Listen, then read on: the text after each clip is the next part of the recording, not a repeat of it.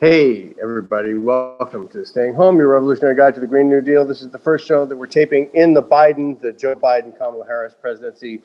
And we're going to do a little bit of a recap of the week. Joe Biden very, very, very busy on his very first day in office, which is something that we like to see. 17 executive orders, I believe, something like that. 17 executive orders on his first day, more than Obama and Bush combined.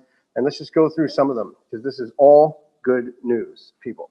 I mean, this is some good news. I mean, we've needed some good news, and we have some good news. So, executive orders on COVID-19, on financial relief for Americans, on the environment, on human rights, on immigration, on regulations, and on ethics.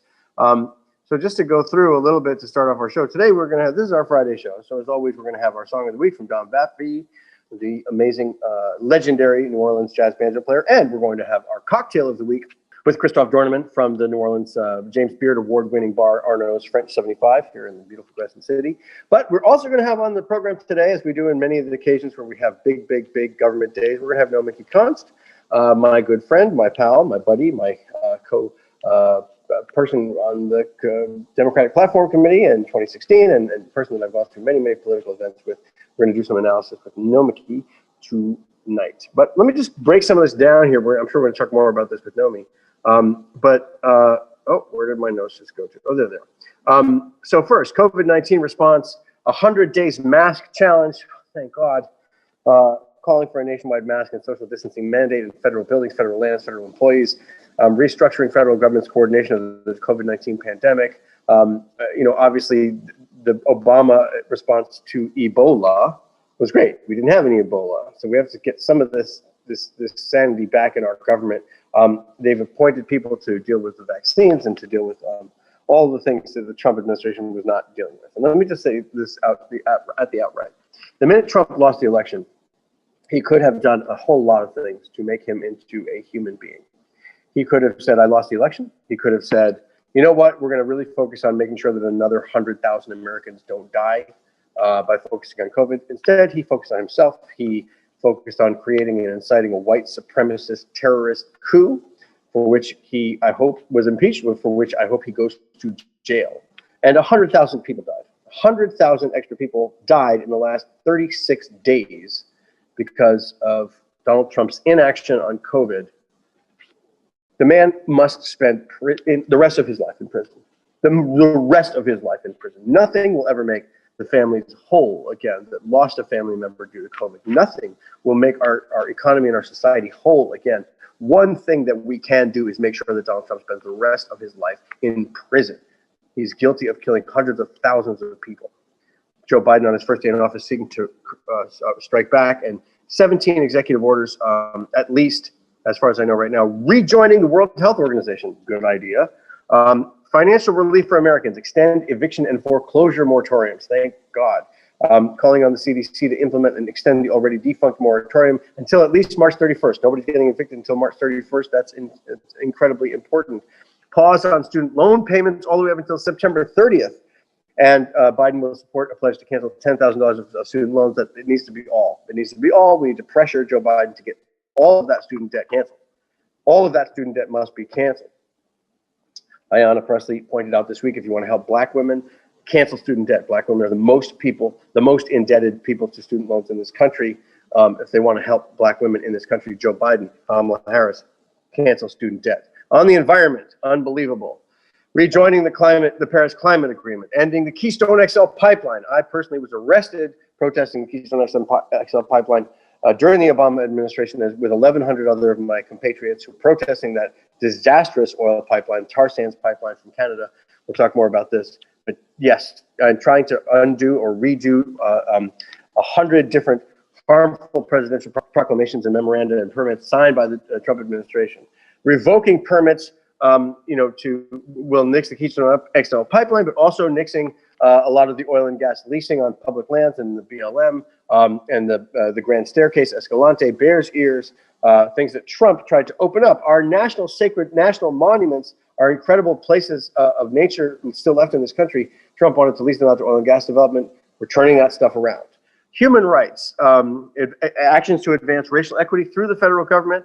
A lot to talk about here. counting non-citizens in the U.S. Census again, strengthening workplace discrimination protections based on sexual orientation and gender identity, defending the Dreamers program in terms of immigration, ending the Muslim travel ban, changing Trump's arrest priorities for immigration and customs. In other words, taking a lot of the ICE priorities away, stopping border wall construction, keeping protections for this group of Liberians that have been in the United States that were possibly getting deported, freezing last-minute Trump administration regulatory actions, and ethics, formulating an executive branch ethics doctrine. Elections matter, people. Elections matter. I want to thank every single one of every person in the United States who worked their asses off to get priority number one, Trump out of office. This is action. This is action. I mean, just denying the Keystone XL permit would have been a huge thing. This was something we were pleading for the Obama. This took 1,100 people getting arrested in front of the White House for 2 weeks to get Obama to act on that. Joe Biden does it on his first day. Look, we got to keep pushing. We've got to keep pushing. We got to keep pushing. We got to make sure that $10,000 turns into all student debt. We got to make sure that these bans on federal land stuff, that's a ban that turns into a ban on fracking. That these things are. This is the toehold that we need, and we have the majority in the House and Senate. We can push through a lot. And Bernie Sanders in that budget chairmanship, which is so crucial. We're going to talk about all these things with Naomi in a minute, but before we get there, Don Vappy is here with our song of the week. Hello, Mr. Vappy. Hey, you look so dapper. He's a dapper Don. That's right, man. I'm dapper. I like the tie. I dressed up. I need to wear more ties on the show. I dressed up for the new world, man. Dressing up for the new world. That's always in order. I mean, how does it feel?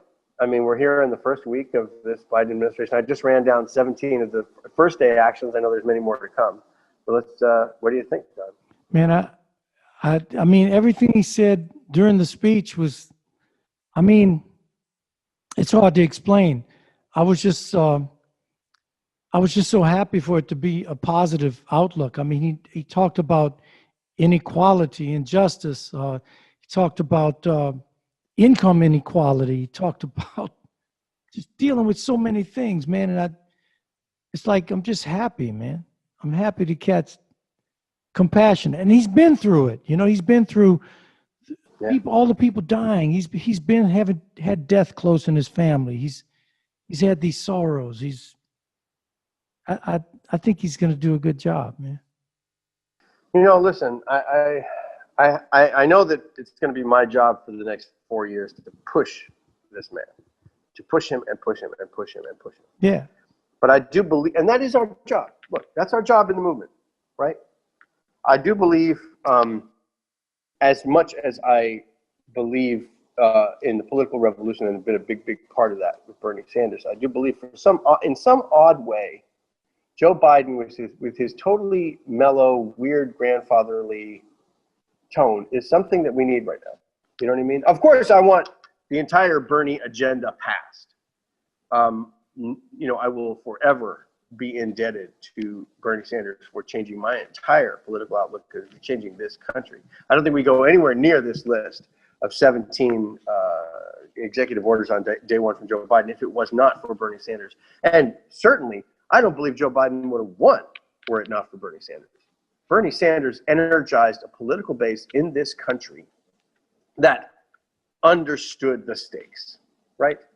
But I do think that there is this moment to be rejoicing in right now. I mean, that poem this morning,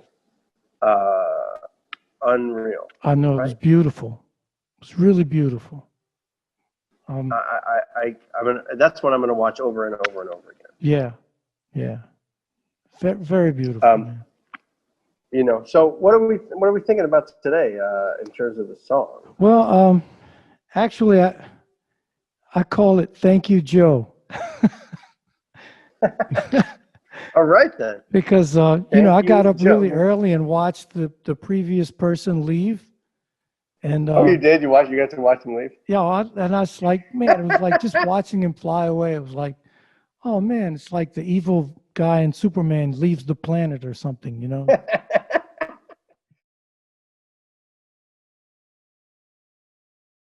You're tuned into Staying Home, your revolutionary guide to the Green New Deal.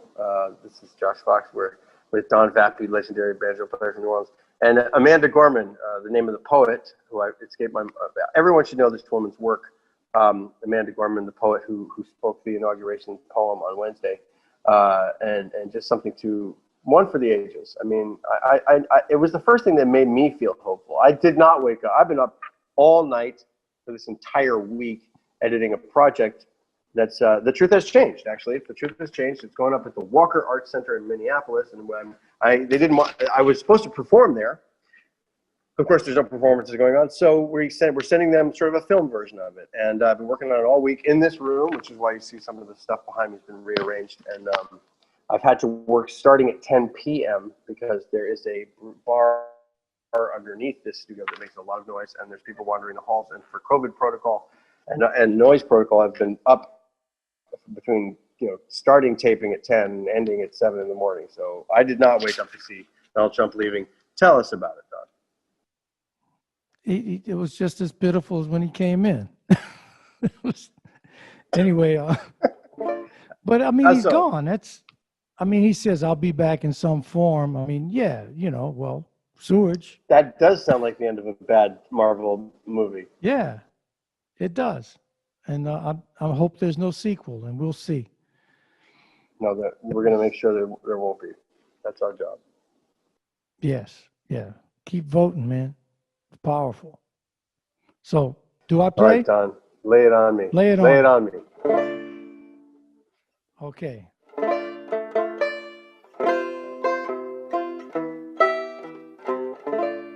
Thank you, Joe. I know you know. You know what it's like to not want to let go. You inspire hope for every daughter and son. You've got many things to handle. You and Kamala won't just light a candle. We'll move forward and we'll all get it done. 400,000 people could have been alive today. Asking people to wear a mask was all that man had to say. At times at our southern border, children were orphaned every day. There's really nothing anyone can say. I'm just so glad that man has gone away. Thank you, Joe.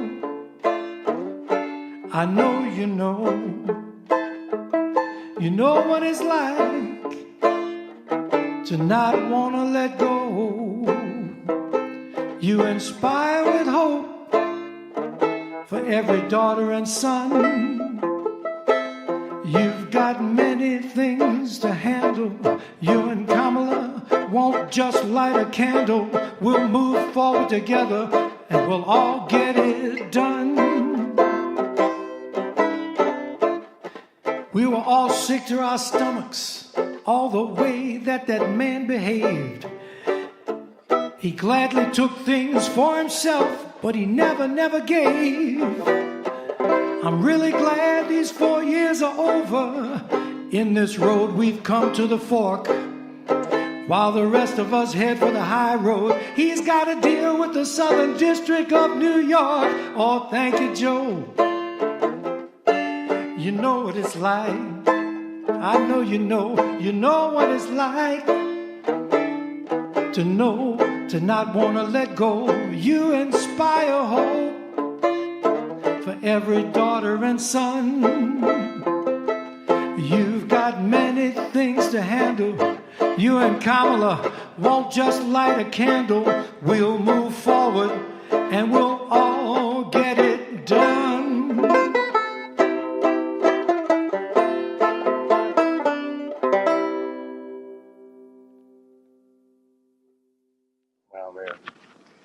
Wow, that's a beauty. That is a beauty. I really can't wait to have the full orchestration versions of these tunes, man. This is a song suite. This is a whole evolution of a time, of a period of time, Yeah. And I think that one of the things we got to focus on as we go forward is the cultural identity of the United States. You know what I mean?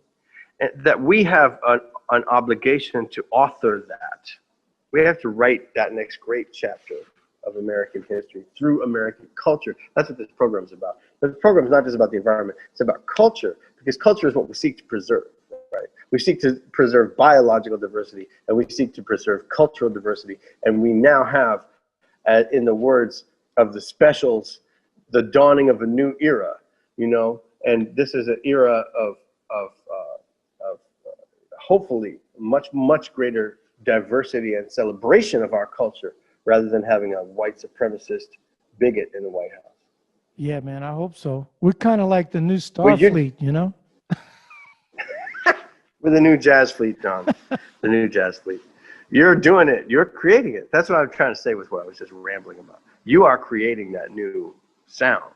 That new sound is here. Good sound. I can hear it. I'm glad you like it.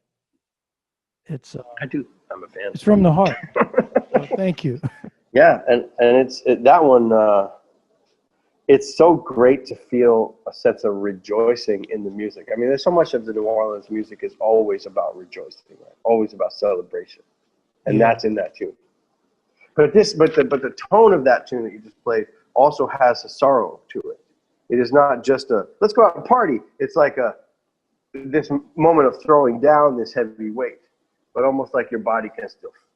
We can all still feel it. I mean, we still have a disease to combat. We still have climate change to combat. We have our work cut out for us. You know what I mean? And that's in that song. I can feel it. Well, it's because of exactly what you just said, man. I'm from New Orleans. I grew up in New Orleans. Everything I'm thinking is New Orleans culturally, but I've also been around the world, and I enjoy being with other people from other places, and we learn from each other. So, diversity is such a strong force, man. I mean, I just think we could all be better if we could just get along, man. If you don't like somebody, you don't have to hang with them. You can go around the corner, be with somebody else. But the point is, culturally, there's going to be somebody from where that cat was from that you're going to like, and you're going to learn from that culture. That's just the way it is. Diversity is our strength. We have to fight for diversity in all senses. Thank you, Don, for the song of the week, a brilliant one. Thank you, Joe. All right, we'll see you next week. International Jazz Fleet coming up. I think we got to come up with something better for International Jazz Fleet. Well, it's got to be jazz hands. Space Force stole this from us, right? From Gene Roddenberry. Jazz hands. I'm not going to the Space Force. All right, we'll talk about that another time. Thanks, Don. See you next Space Farce. All right. All right. Coming up on Staying Home, Your Revolutionary Guide to the Green New Deal, my very good friend, Jonathan Cost. Jazz hands. I'm voting for jazz hands. This is the International Jazz Force. It's the International obviously Jazz Force jazz beaming hands. down. Yes. Yeah. I'm on board. That's the new symbol. You're on board. Well, it's good. It's Friday. Right no, it's not. Yes, it is. Sorry. We have well, it's not Friday when we're taking this. But we're beaming ourselves into the future. And we're going to have the cocktail of the week. Listen, you couldn't tell me what the hell day of the week it was anymore. It doesn't matter anymore. It's like you don't buy it today and wear it tomorrow, like Janis Joplin said. Exactly. It's all the same day, man. I got to tell you. That we're not allowed to use on this program. I did dry January up until yesterday. And then I was like, it's been enough January. It's been a month in my head. So cheers to my second day of not experiencing dry January. Well, last year I went for 2.5 months. Not this month. Well, that's really good. That's good. I'm glad for you. We have a great cocktail coming up. You're welcome to try along. If you want to assemble ingredients, we are having a rum, I got them right here. Rum cocktail tonight. Rum, lime juice, creme de cacao, and simple syrup. Hang on. It is called, and I'm not going to give it away because Christoph, but it's a drink with some degree of foreboding. Wait, from World War II. Is there a break? Is there are we going to have a break for a second? Because I have a rum I would like to acknowledge to the universe. You can definitely, you can definitely, I mean, it gives Scott, our engineer, a headache when we try to get the guest over into the cocktail hour, but I think it's a good idea. So you can, yes, It's Scott worth says you it. can deal with it. All right, you can make the drink along with us today. Okay, Nomi, I just went down the list of 17, Oh man. 17 executive orders from the first day of the Biden presidency, and it's a doozy. It's amazing, and I would like to analyze some of this with you. I mean, we have executive orders on COVID, on financial relief for Americans, on the environment, on human rights, on immigration, on regulation, on ethics. I mean, I think normally what we do is talk about what is the agenda for the movement going forward, and we should definitely talk about that. We should also take a moment to look at this is the result of so much of our movement action already. Wouldn't you say? Oh, of course. I mean, I understand folks who feel frustrated by neoliberals. I mean, you and I both have faced them to their faces, despite what the internet says. You and I have faced the wrath of the worst neoliberal forces. And when I say wrath, I mean it's disrupted our livelihoods. It's disrupted our financial For sure. livelihoods. It's actually made us feel unsafe at times. I know you have too. I've received death threats from folks involved or backing neoliberal people. So I understand why the movement at times, some parts of the movement can feel stifled and fed up and feel like we're not getting any pathway forward. I mean, I fought the DNC tirelessly as many others did, and they're no friends of mine. I'll just say that. With that being said, it's important for us to recognize in these moments in particular, what wouldn't have happened, say, 5 years ago? What wouldn't have happened, say, 8 years ago? I mean, the Keystone XL pipeline being canceled on day one. Perfect. Like I pointed out during our intro, I should say, you're tuned in to Staying Home, your revolutionary guide to the Green New Deal. We'll be right back.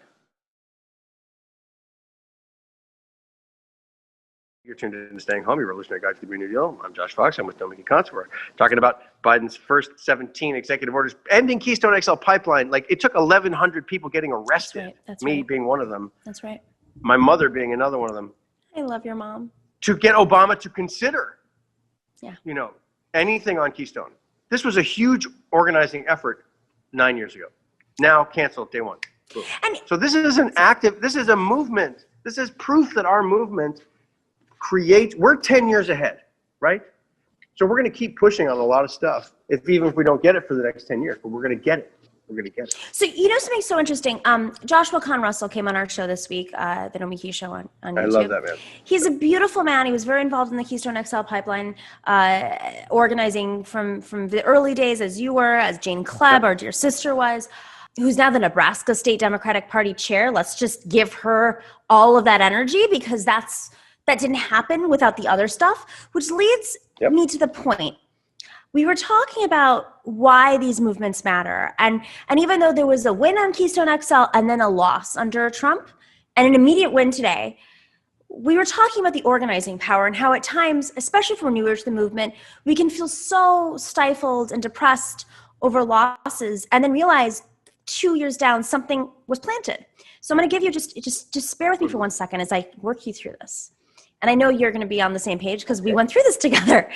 Keystone XL. I'm on the page. The model for successful coalition building, ally. I mean, you needed to have allies who could get into the mainstream and make it more successful and pressure Obama, who, let's not forget, first black president. We don't talk about this enough. He had the white supremacists that we now see publicly at his back from day one.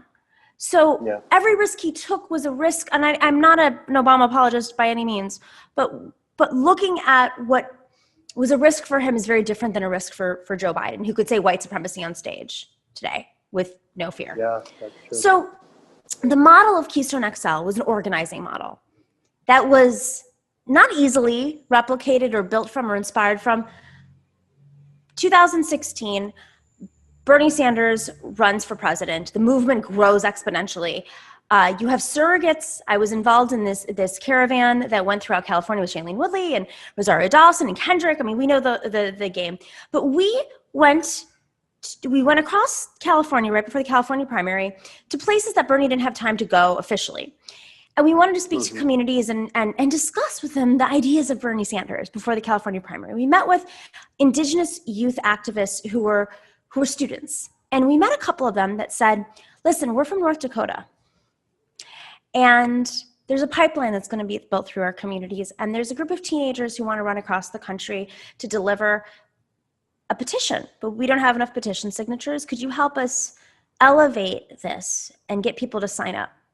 And we sat there for hours with these teenagers, and Shailene Woodley, giving her so much credit, said, I will help you. I'll help you amplify this, and I will help you fund wherever we take it from.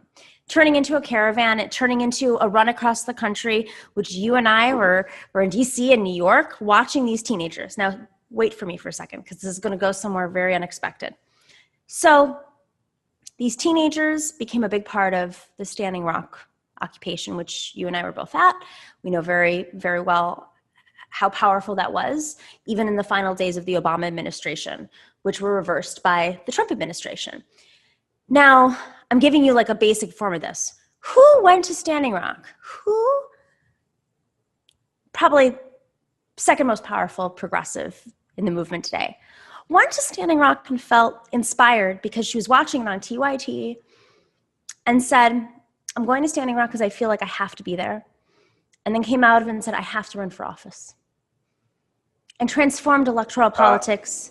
AOC, Alexandria Ocasio-Cortez, was at Standing Rock. She was actually bunking with Stephanie Cassidy, who was one of the people who ran the Awake program for my film, Awake, A Dream from Standing Rock. So AOC was there, and then you and I were there with her the night she won.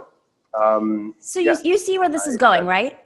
All of these things, as much as we feel like, oh my God, we worked so hard, we got wrecked, or didn't, success and then defeat, and then success again, and then this other success that came out of it. This is all part of something so great. And I mean, I know it's very philosophical. I know it's very, it's cosmic in a sense, but it means something. Well, listen, we hope for also a cancellation of the Dakota Access Pipeline, as well as the Keystone XL pipeline, and I'm sure that we will have that forthcoming. I have no doubt. But the whole point is that when we were at the Democratic Platform Committee, you and I together in 2016, and I was pushing for a ban on fracking, and I wasn't getting it, right? And the Clinton campaign was like, no, no, no. Well, I had a second card to play, and that card to play was actually, to me, more important. So right. My strategy was to get the more important thing passed, and bait them into saying no to one and then have to say yes to another one. Also, the reason why this happened, though, is we had protesters and organizers in Orlando at the hotel where the Democratic Platform Committee was at. So we knew that if they said no, and I got up to give my speech, these people were going to go crazy, you know? So we were able to organize and pass something that disincentivized, created a federal standard for energy projects, which with the Keystone XL in mind, right? No federal infrastructure on dirty fossil fuels, right? That was in the Democratic platform in 2016, right? We fought for that and we got that passed. And we didn't win it then, but we just won it now. And what I got up and what I said at my speech that afternoon, Bill McKibben whispered in my ear and he says, Josh, make sure you remember to say the line, when we organize, we win. And that's the bottom line. When we organize, we win. We're not going to win if we're just a bunch of crazy blowhards screaming at each other on Twitter, on YouTube, and blah, blah, blah, blah. That's not what wins. That's fun, can I that's just say entertaining, this? that's crazy. This is a hard thing. But organizing, listen, organizers are the most precious and important people in this political ecosystem. Organizers. They never get any credit. We have a lot of organizers on this program who transfer to become running for office. Organizers are the most important part of our movement. Thank you to the organizers. That's what, and you can see the results. All of these 17, not all of them, but the majority of these 17, executive orders are about some organizing was behind them 10 years ago, 15 years ago, 5 years ago. Oh yeah, because on day one, if he feels inspired to do so, because it's not just that he's picking up he's trying to make sure that the foundations of what Obama did come around to do are there, but also the foundations of what Clinton agreed to doing because of organization. And frankly, this is not a popular statement to make, but you know very well personally that Joe Biden came around to ban fracking way before Hillary Clinton did. So there's some stuff, not all, but there's some stuff that he moved ahead on for whatever reason, even ahead of Obama, ahead of Clinton, that he has. First, and the moment we're in, he doesn't have a choice. There's no way out of this ditch, this hole that we are just digging ourselves into. That just, if you don't deal with economic inequality, if you don't deal with the rent crisis, if you don't deal with evictions, if you don't deal with student loan debt, if you don't deal with the healthcare debt, forget about just access to healthcare right now. Now people are dealing with the debt due to the ramifications and the consequences of COVID. If you don't deal with these basic things, you're never going to get to the things that are above that. Like Obama was, whether you agree with the policies or not, and I don't, he got us to a more or less stabilization, a pseudo stabilization after the economy collapsed in 2008. This is the thing, is like what I always say about this is that when we have a Democrat in office, they're never good. Of course not. They're always okay, but it gives us the chance to go on offense. When we have a fascist or an authoritarian in office, and every single one of the Republicans in my entire life has been a fascist and an authoritarian, we have to go on defense. We have to play defense. And it's an extraordinarily exhausting thing. And it's not a defense where we can get interceptions. It's not a defense. It's just where we're continually losing. And now we have a chance to advance an agenda for the next 10, 20 years. We're going to have to celebrate right now, Naomi. I told you I poured a glass of wine. We're going to bring in Christoph. I killed. All right. Well, you can have your wine, wine. or you can do I'm going to go. Wait, I need my rum. Because it's time for us to do our segment with Christoph. So you're going to stay on with us. Go get your rum. Okay, be right back. Go get your rum. We're all going to come right back. I'm going to get the ice. Love you all. Be right back. All right. You're tuned in to Staying Home, your revolutionary guide to the Green New Deal. We'll be right back with our drink of the week. All right, this is exciting. We're back. It's Staying Home, your revolutionary guide to the Green New Deal. As we've done every single Friday of this program, I put on this sequin jacket. You know what? I'm going to buy a new sequin jacket. I need more. I have so many more sequins in my life that I don't have at the studio here. But this one's good. Are you losing sequins? Silver, blue, silver. I need to show my gold. Yeah, there you go. It's festive. Oh. Little bling. Christoph, you're wearing your rum shirt. I can tell that's a rum base. Yeah, well, it's so that we're doing a very weird drink, but it's actually a Caribbean drink. So, and it's been very hot in New Orleans. So I'm doing tropical tiki shirt style. And we're doing a drink to honor our ancestors. Isn't that correct? Ooh. I don't know. I don't know if I would say it that way. It's sort of it's a pivotal We're doing moment a drink in that history. fights fascism. Let's be really clear about this. This drink fights Nazis.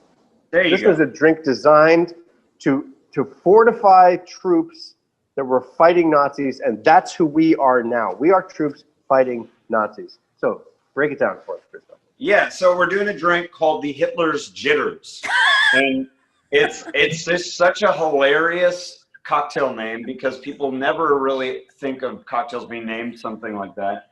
But it was named in the Caribbean, and honestly, I would probably lean more towards that. It was kind of poking fun at Hitler, and it was just a way of just another way to make fun of a tyrant. So we're going to go with the whole goodbye. This is the part of the goodbye theme to Donald Trump, or good riddance. Yeah, it's and I have to say this one more time. I'm not going to. Donald Trump should spend the rest of his life in prison. There is no way to make the people whole who died. But one way we can start to achieve some sense of justice is that man must spend the rest of his life in prison. Sorry. I'm not going to do a direct comparison. Can we rename it to Trump's Jitters? But that's what I say. For tonight, this is going to be the Trump's Jitters because this after from here on out, he no longer has presidential immunity. So in theory, if he had any sort of self-realization, he would have some jitters about the future and what it held for him. So we're gonna make this drink in honor of that. It's a very weird drink, but it's pretty easy. It's basically a daiquiri riff with creme de cacao. So we're gonna do rum. Show us the creme de cacao. Show us It's the, do we basically have a a bottle? chocolate liqueur. Oh, a chocolate Oh, liqueur. so Yeah, not so only is that, is it's chocolatey. Yeah, it's a chocolate. Scaring the Nazis. It's a chocolate daiquiri poking fun at fascism and Nazis. So yeah, so that's what we're doing today. All right. So Christoph, you're always the man on, on the spot. When we have to do serious things, it's also time to do some serious drinking. All right, let's do it. all right, we ready? We got everything? All right. So I am. I have all the things. We're gonna do 1.5 ounces of white rum. Oh, Or I've whatever already rum messed you this up have. because I have the spiced rum. That's Here fine. Rum it is is, 1.5 ounces. right now. Just Rum gonna is rum. eyeball it. Yeah, I'll tell you. Okay, rum is rum. Gonna do 1/2 ounce of creme de cacao. White creme de cacao is good. I gave you a special creme de cacao. It's dark creme de cacao, so it does make a little different of a drink. I cannot exciting. vouch for how that's gonna taste, but I think the dark creme de cacao and the spiced rum make more sense. Smells quite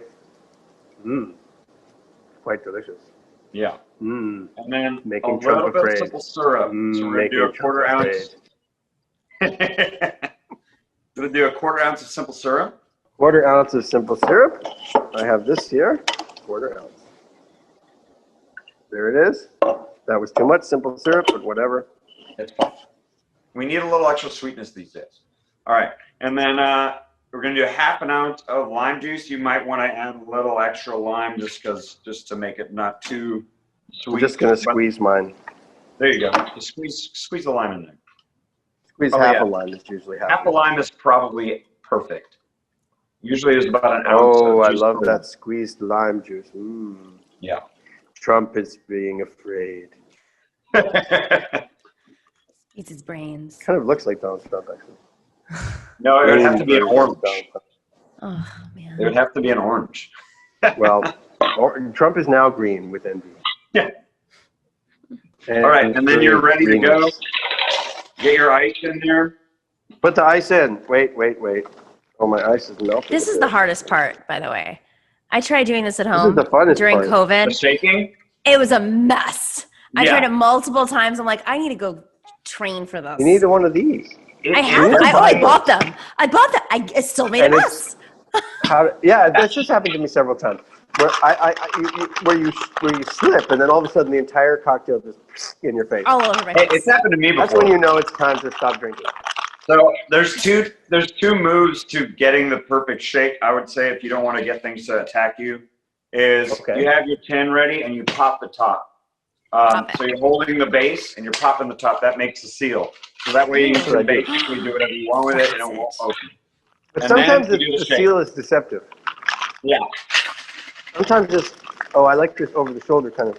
That's what I want to work out. while I'm Christoph, doing you it. are our Tom Cruise of this show, I would say. Less And that- creepy. Have you ever watched that movie? What's that movie called? Cocktail? Oh yeah, classic. All right.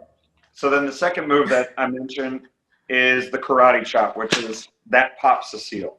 So you're doing like base of your wrist. Now this can also hurt. When I was a rookie, I was killing myself, smashing my veins against it, but you're just basically popping it with your palm, and that pops the seal. And that Oh. allows you to easily do that without having any issues, in theory. Allegedly. And Allegedly. there you go. And then do we strain this one? Yep, we're gonna strain That this one. one. Straining it. You can do it on the rocks if you Oh, wanted. that's a pretty Oh, I drink. made this way too big. This is going to be a hell of a night. Yours is going to be All right. very different than mine. Very different looking, guys. Well, we are celebrating diversity. On I our only show have rum, today. so- we're having a diversity of rum-based drinks right now. All right. Can I tell you about my rum real quick? Do I have a second? Yeah. To- Okay. So Oh wow, this is great. Is it delicious? Hold on, before you tell us, No, let me no, just no. say, this tastes like victory. Trump is going to jail, baby. All right, go ahead. Okay, so my rum, I only decided to drink. This is because I did a lot of work in Puerto Rico, who dealt with the horrible, exacerbated circumstances of Donald Trump's complete ignorance and racist policies that were rooted in racist colonial policies that have existed on the island because of our U.S. government, including under FDR, just to make it very clear. The island is a beautiful island, and I know a lot of people are talking about statehood. I would say go to the people of the island before you start declaring statehood, because it is not as popular as you may think. It's actually more conservative. Yeah. There is a beautiful rum. And when I say beautiful, my cousin, he makes whiskey. It's like his thing. It's his trade. And like he spends all of his days. And I had a bottle that was like this much during COVID. And I go, it's my last bottle of Barrilito. And like, you can't get it in the States. And so I said, but you have to try this, because while it's a rum, it tastes like a bourbon. And he goes, I don't believe you. I had a bottle of Hudson bourbon. I can feel it. I can feel it. I can feel it. I think I know what's going on. It's a good thing that you're on this. Run the Barrilito. Is it a 3-star? You got it. Yeah, that's the real deal right there. The real deal. 3-star only. That's it. Yeah. It's on the island. It's not super expensive. It's like, whatever. Very hard to get in the States. So my cousin, I bought him a bottle of Hudson bourbon, my other favorite distillery in the U.S., in New York. And I said, this new bourbon that I had never had before, we tried it. I said, it smells so much like the Barrilito. And so I pulled it out. I had that much left. And he tries it, and he's like, how is this not bourbon or whiskey? It's a rum. And it is beautiful. You can mix it. Yeah, sure. They do that on the island. But it is beautiful. And I think they might have expanded it to the States. I'm not sure. But I always come back with like 6 bottles. It's hard to find, and the reason why I have this bottle is because I saw it and I go, oh my God, I have to buy it. It's 3-star, because I've learned through through my friends, Sergio, who Josh knows, Puerto Rican, about Barrilito. And if I am not mistaken, Barrilito means from the barrel, right? Or basically. Yes, and if I recall, Pedro Fernandez. Yes. I may have to turn off this gushing session for a moment, because I want to say, if you're going to do 17 executive orders, make sure 18th order is from Christoph, and your 19th order is from Nomi. We have to be done for today, because we're out of time. We are going to keep drinking, I'm sure. Listen, this is a week to celebrate. Man. Thank you so much. We are going to carry on. We'll continue to make this show, and we'll continue to make drinks. And just remember, when we organize, we win. And when we mix cocktails, we also win. Yeah, we were keep them separate. You dance. There ain't no revolution. when we organize, we win. When we mix cocktails, we dance. I don't know. We've done both. Thank you, Nomi, for correcting us. Thank you. We'll see you guys next week. We love you so much. Cheers. Cheers, everyone. Trump's going to jail.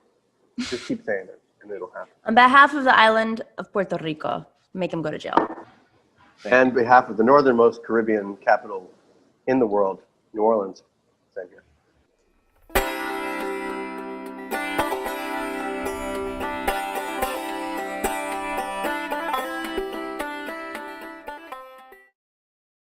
We are on to something that is going to be amazing. But what we need is your help. The number one problem is there's too much power in too few hands. Every single problem that we have can be traced back to dark money. They take large donors, they serve large donors. So these handful of gatekeepers try to dictate everything. Like all of you already know, they don't work for you, they work for their donors. So fire them and hire people who will only work for you, that say no corporate back money.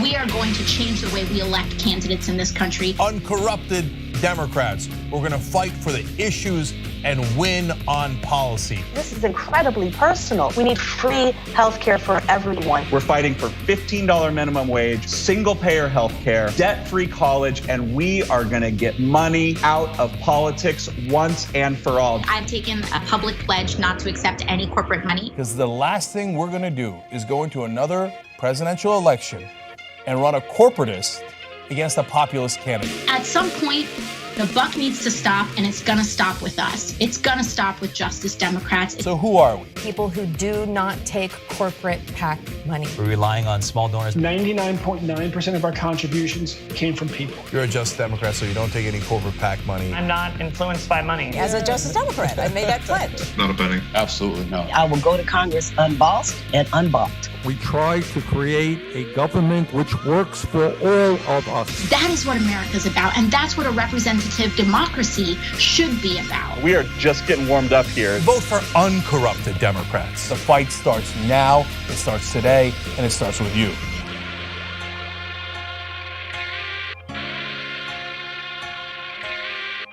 I've been honest with him. Like, yeah, I was upset with you and I shouldn't have done it. But instead I was like, I'm just trying to protect my engagement ring. Did you know that more than 20% of the world's oxygen comes from the Amazon? Why? Because of trees. I know what you're thinking. Of course! So what do we want to do? We want to plant more trees so we can save the climate. It's quite literal. So that's what leads to our new partner, Plant Your Change. Love it. It's so easy. What they do is you take the credit or debit cards you already have and you plug it into the system. And if you so choose, you get to round up every purchase to the nearest dollar and they plant a tree for you. Okay. Now you could also choose if you want to do it on only certain kinds of purchases or only so often, right? And there's nothing wrong with that. But literally every cent makes a difference here. It's Plant Your Change. And if you want to know more information, just go to tyt.com/trees. Let's go save the planet together.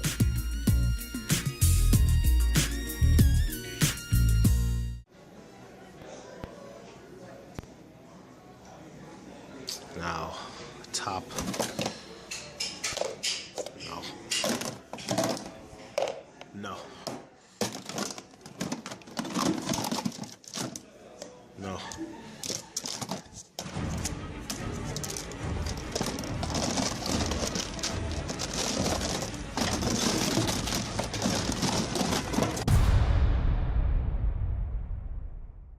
Today, a terrible day for the internet, a terrible day for America. The internet as we know it is not going to exist anymore. A real dark day for information and yet another way that they're bleeding out the democracy. We're now going to have these gatekeepers of information deciding what we can and can't see, and that's what scares me the most. Whether you're conservative or progressive or anywhere in the middle, this is the one thing we should all agree to. Protect the internet, because the establishment is coming for it.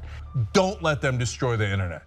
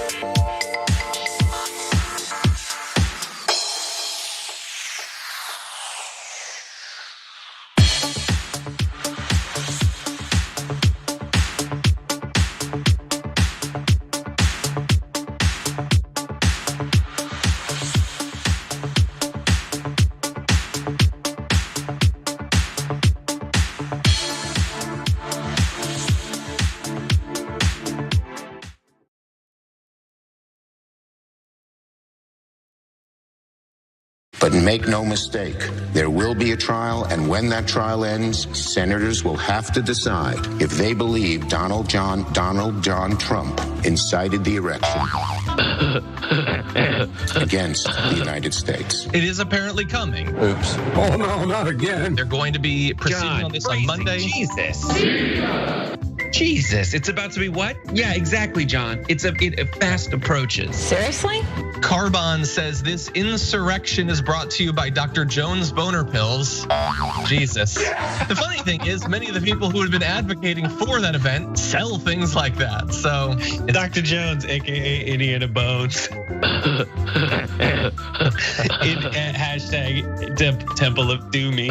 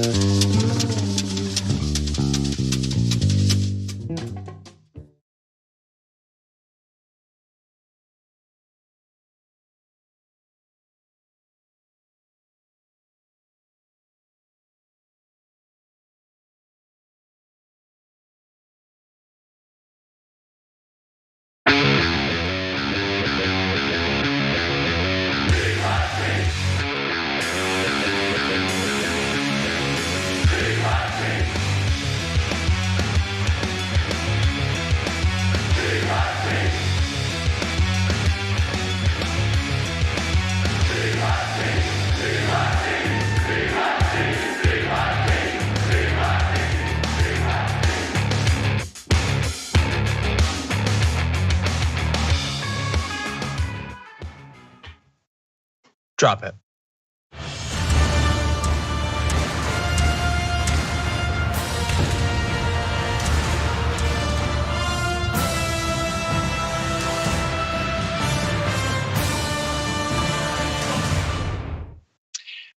Welcome everyone, not only to the first hour of the Young Turks, but the Power Panel. It's official now. We've got that really aged animation. I'm Johnny Rolla, very excited to be leading you through this first hour, but even more excited for our guests in the first hour, starting with Xander Schultz, social impact entrepreneur and host of What We Don't Know podcast. Xander, welcome to the show. We spoke a while back on my show on The Damage Report. Excited to have you on the Young Turks. Yeah, thanks for having me over here, John. Appreciate it. And we're joined once again by David Dayen, executive editor of The American Prospect and the author of Monopolized: Life in the Age of Corporate Power. As always, welcome back to the show. What's up, John? How you doing? I'm okay. I'm cautiously optimistic, recovering a little bit in anticipation of the fights to come. And we've got a good hour for people. We're gonna be talking a little bit about some sort of things that have just been brewing for the last few weeks, including the Senate trial of Donald Trump.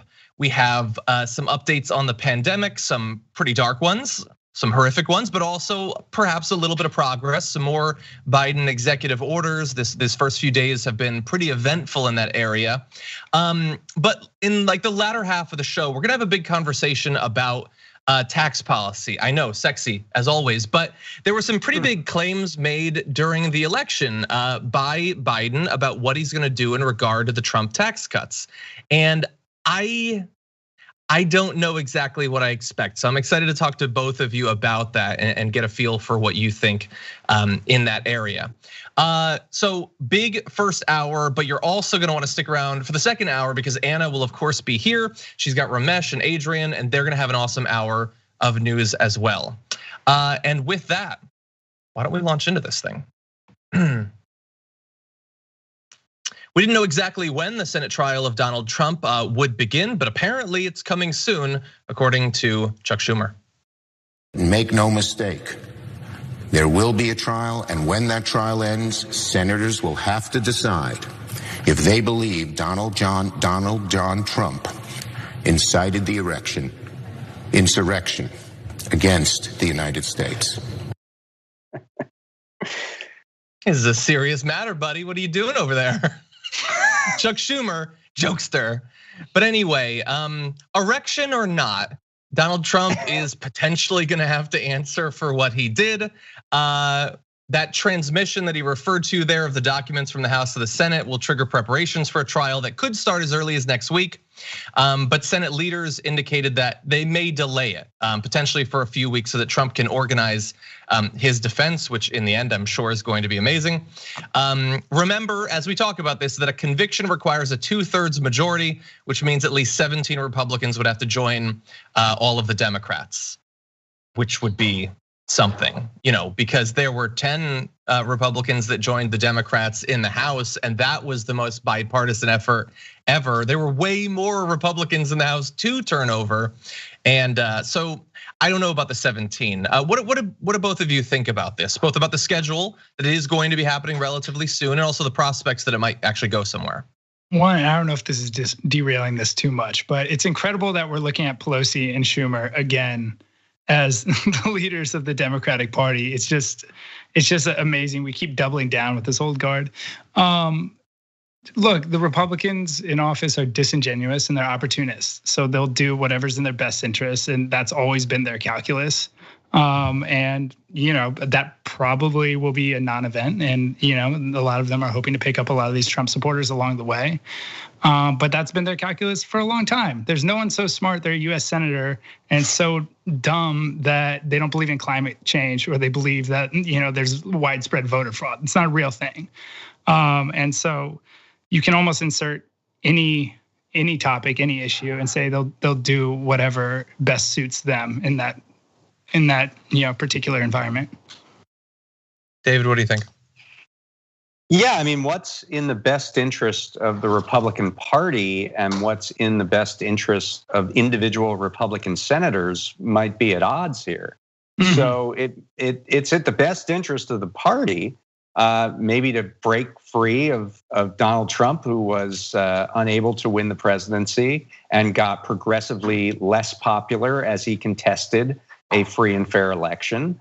And so finding those votes and ensuring that he can't run again in 2024 is maybe of interest to the party as a whole, and may even be of interest to individual senators who want to run in 2024.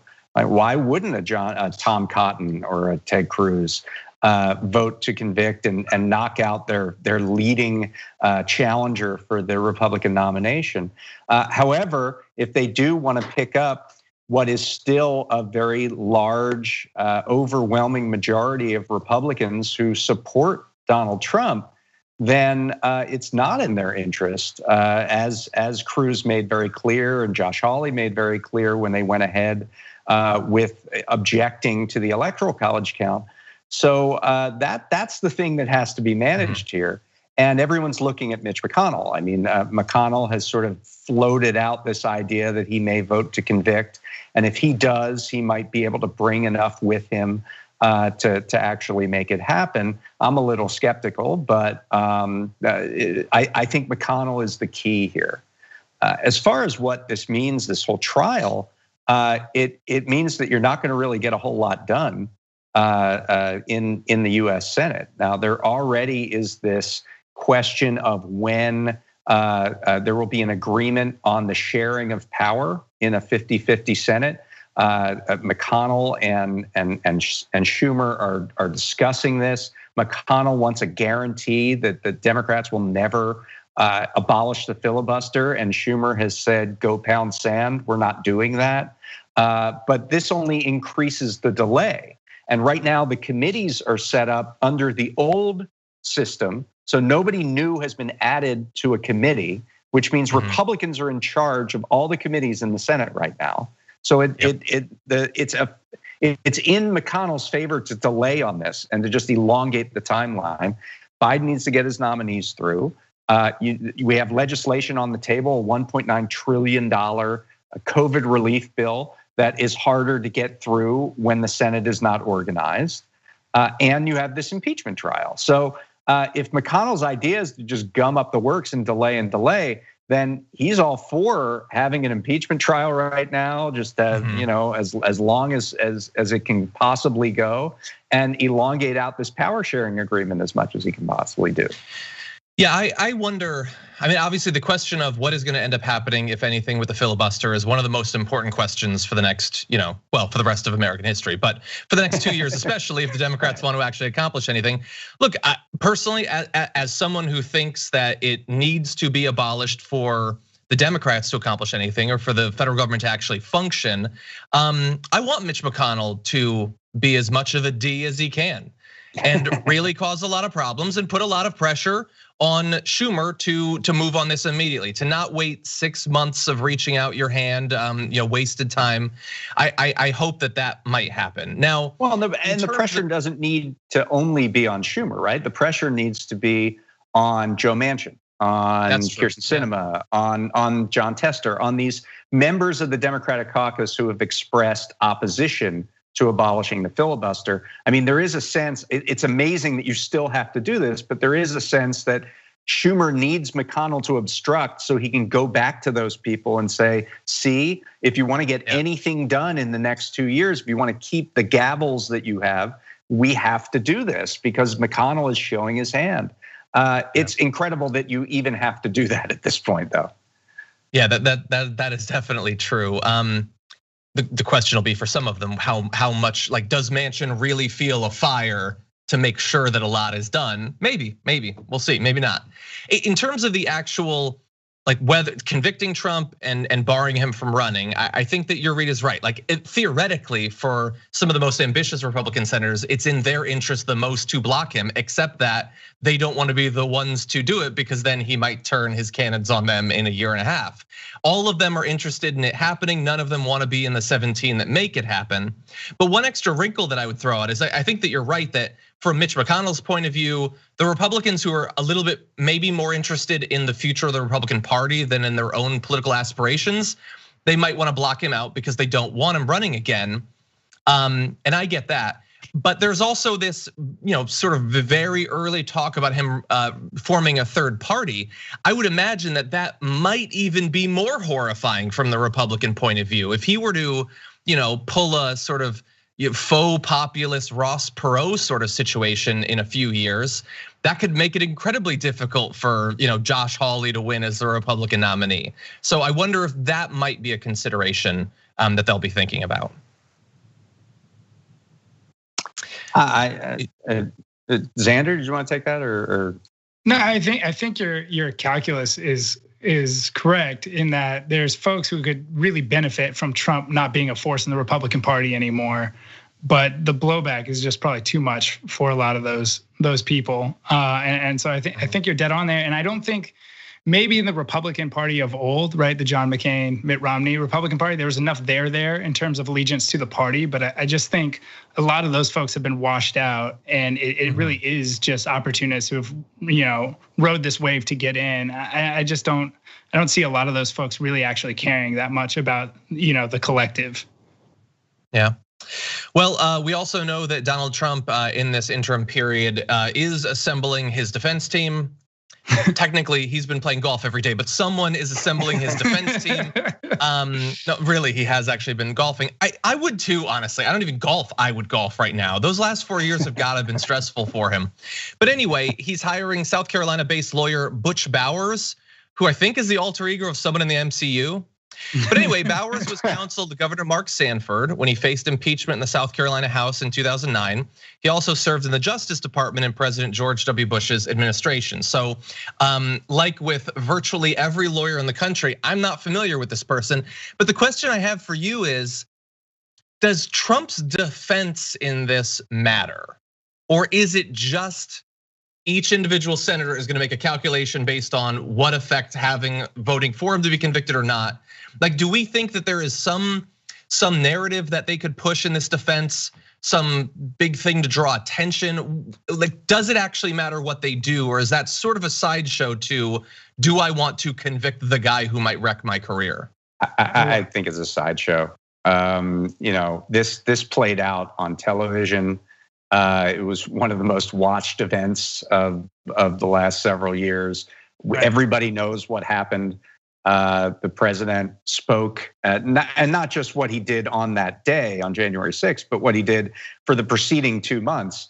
That was a very public process of contesting the results, inciting the flames of and the passions of his supporters, culminating in January 6th. So if you don't have an opinion on this by now, I don't know what's wrong with you. So yeah, this is, and ultimately impeachment is a political matter. I mean, and we saw that. We saw that in the House vote. It was a political matter, and most House Republicans decided to stick with the president, and the ones that didn't, I mean, Liz Cheney is being kind of sent a message right now that her leadership is not wanted in the Republican Party because she voted against Donald Trump. And that must be weighing on senators right now who are ambitious, as you said, and maybe see themselves rising through the ranks of the Republican Party. They have to contend with the fact that the one person that was in a leadership position that went against Trump is now seeing the potential for her leadership powers to be stripped. Yeah, no doubt it's the latter. For all the reasons David stated.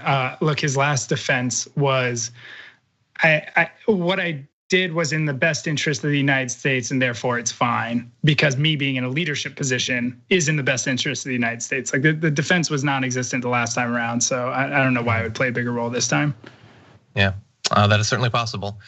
It is also possible that as one of his defense tactics, he might organize a massive crowd, which would sort of prove the point of the need for it. But anyway, okay, well, with that, we are going to take our first break. When we come back, we're going to jump into the pandemic, how one area of the country is distributing their vaccines and all the problems that's causing, as well as some of the Biden administration's executive orders that bear on the pandemic. We'll have that after this.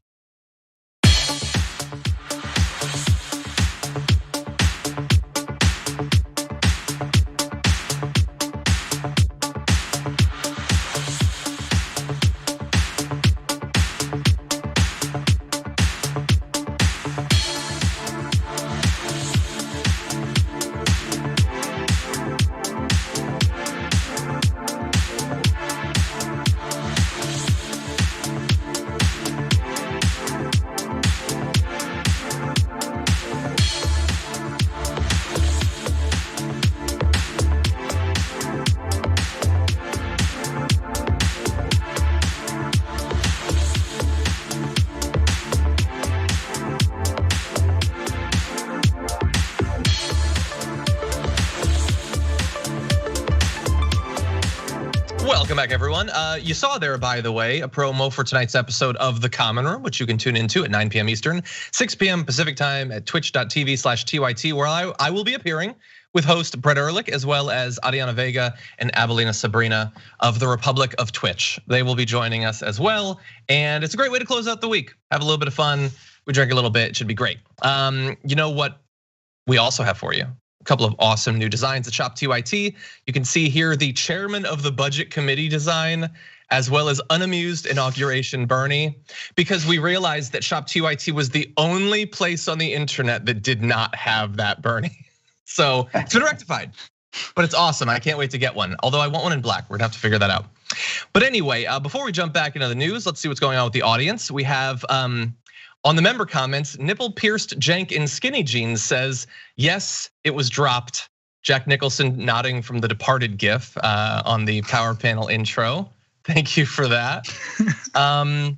Someone who likes Bernie Sanders says, I know there's a big push to demonize the Cruzes and the Hawleys in the Senate, but I think we need to put the screws more to the supposed moderate GOP senators from purple and blue states, paint them as crazy for siding with crazy, and hopefully with enough pressure, we can get them to break towards cooperating with Dems. Any quick thoughts about that? I don't know about the second part. I like the first part. I don't know if anyone's gonna break to working with Dems, but I like the first part where we shed a light on some of these folks. There's a number of folks like Ron Johnson up in Wisconsin coming up in 2022. I'd love to get out of there. There's amazing organizers and amazing potential Democratic candidates like Mandela Barnes up that way.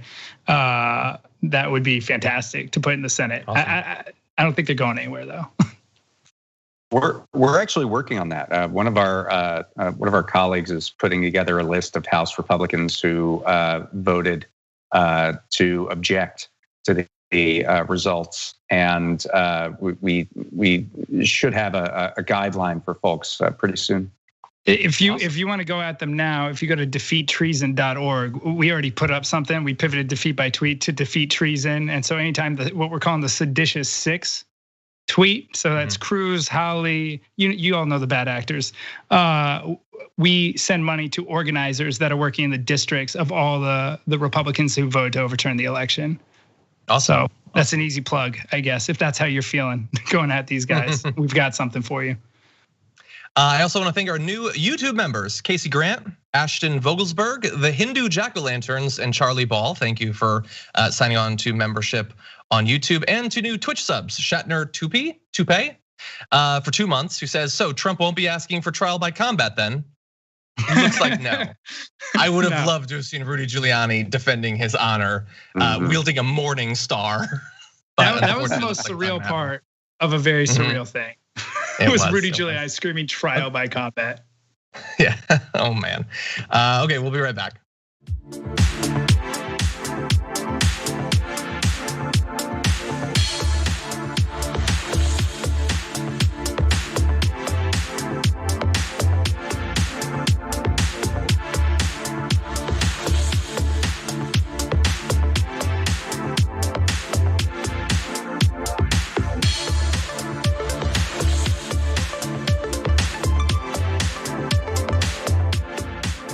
Welcome back, everyone, to the first hour of the Young Turks, here with David and Xander. And we're gonna jump into a little bit of information about the pandemic. So let's do that.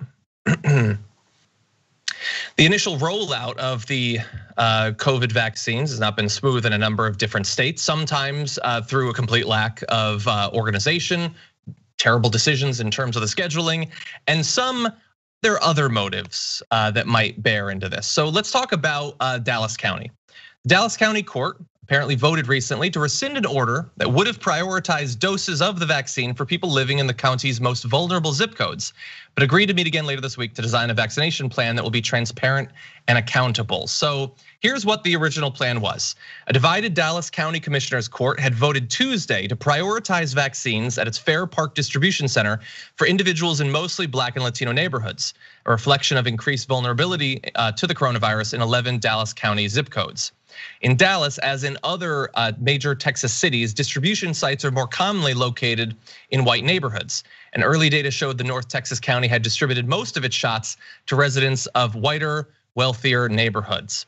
Now, when they wanted to fix that, Texas health officials pushed back on the proposal, warning that it was not acceptable to the Department of State Health Services. I would love to have heard like extended questioning about that and exactly why a more just, equitable distribution of the vaccines would have been a problem. But in any event, after that pushback, we now have this Dallas court decision.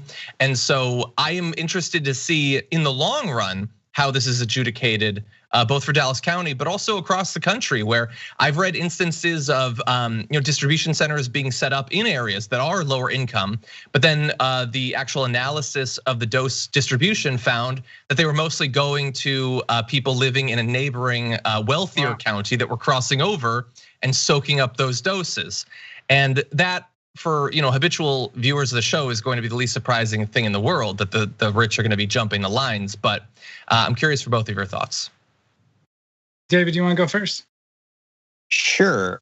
I mean, a couple things. Number one, I think this is a distribution issue, but it's also a demand issue. So people of color are, and probably rightfully so, more skeptical of large-scale immunization programs because of a very rich history of using communities of color for experimentation, for lack of a better word. And I think that's a history that is only really going to be counteracted with an education campaign.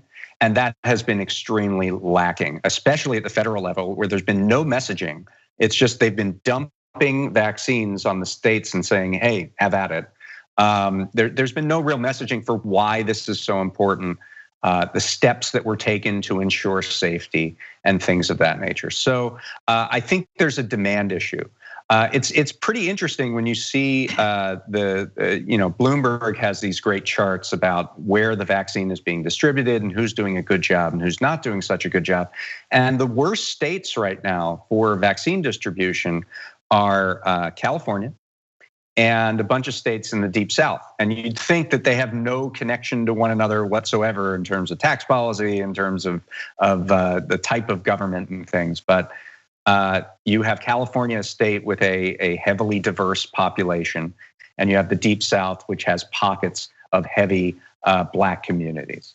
And the states that are actually getting the vaccines out are states like small states like West Virginia and North and South Dakota, which are very homogenous in terms of their race.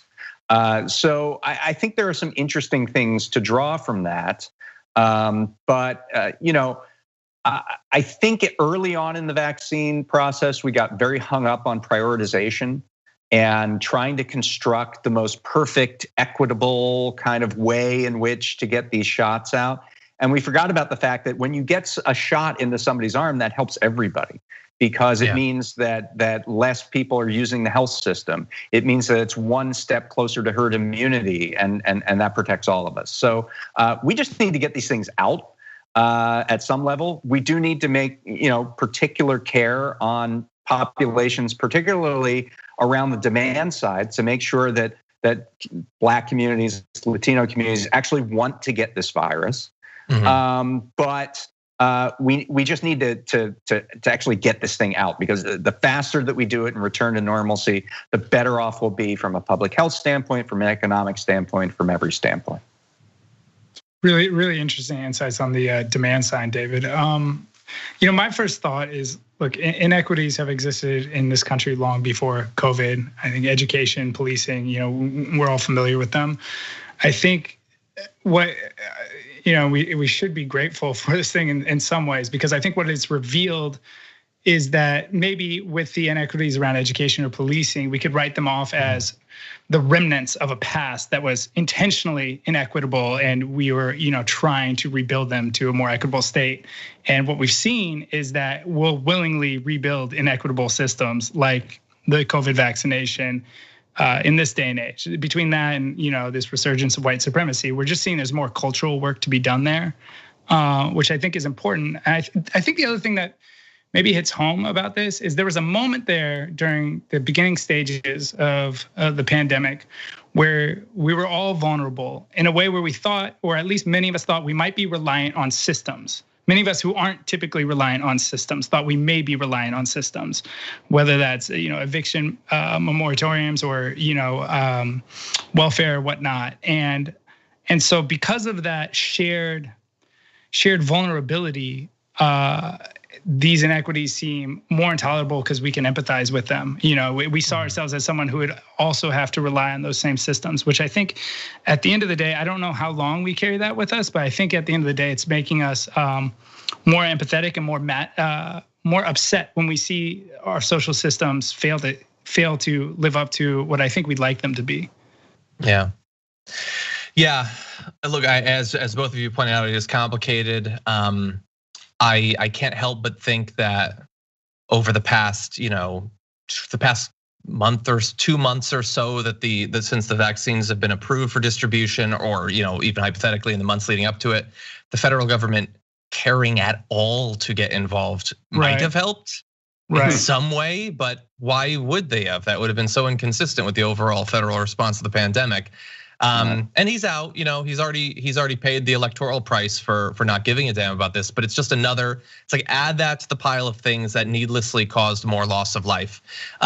You never know when new administrations come in and then they say, here's what was left for us. You never know exactly how much of that you can trust. But when they say that there was no vaccine distribution plan, I kind of believe them. I think that there was probably nothing. I think, like their fantasies for tax reform, I think it could have fit on a postcard, probably. And people will die as a result of it, potentially thousands or tens of thousands. I also wanted to just throw out there, there's going to be a lot of these sorts of anniversaries coming, but here's a fun one. It is the 1-year anniversary of Donald Trump telling CNBC, "We have it totally under control. It's one person coming in from China. we have it under control. It's going to be just fine. And that is because the first person crossed over into America from China that was infected with COVID, or at least the first person that we knew of at that point, since we weren't testing for it. Fact check shows that was not true. It was not going to be just fine, and it wasn't in the just end, one. more than 500,000 will die. No, Well, it was. Look, John. He didn't want to panic people. He didn't want to give people the wrong impression that this might be problematic. What's so upsetting hearing that is that 10 months later, he got 74 million votes. You know what I'm saying? There is, to a degree, it's acceptable if you're watching Fox News all day and you're being told certain things and you get whipped up, that's fine. But this guy said things that kind of, were contradicted, the next week by himself. It's remembering those type of things, to be honest, that makes me realize what a hole we're in with a certain decent percentage of our base, and how someone who was so wrong still garnered that many votes from folks who followed him. There's just so much work to be done with that base. It's confusing how to cross that bridge with those folks. Yeah. One thing I'm thinking about is we know that, and we knew this well before the Biden team had to tell us, that there was no distribution plan at the federal level. I mean, they told us very specifically, like, we give the vaccines to the states and they figure it out. Like we knew that. And that was certainly a problem, especially in the early going, when you were relying on these states that were already dealing with the pandemic and the health consequences of that to actually throw a mass immunization program that's one of the largest logistical processes in American history. On top of that was too much for these states to ask. Yeah. The states are sort of figuring it out, though. So, Biden has this benchmark of 100 million shots in the first 100 days. We are almost at that level right now. And we were since the beginning, like the end of the Trump presidency, we were at about 900,000 a day. You don't have to get that much more to get to 1 million shots a day and be on that level. The problem is that 100 million in 100 days isn't enough. I mean, if we want to actually get to something resembling normalcy by summer, we have to do much better than 100 million in 100 days. And the problem that we're running up against is the problem that the Trump administration had that they don't talk about, which is the problem of production.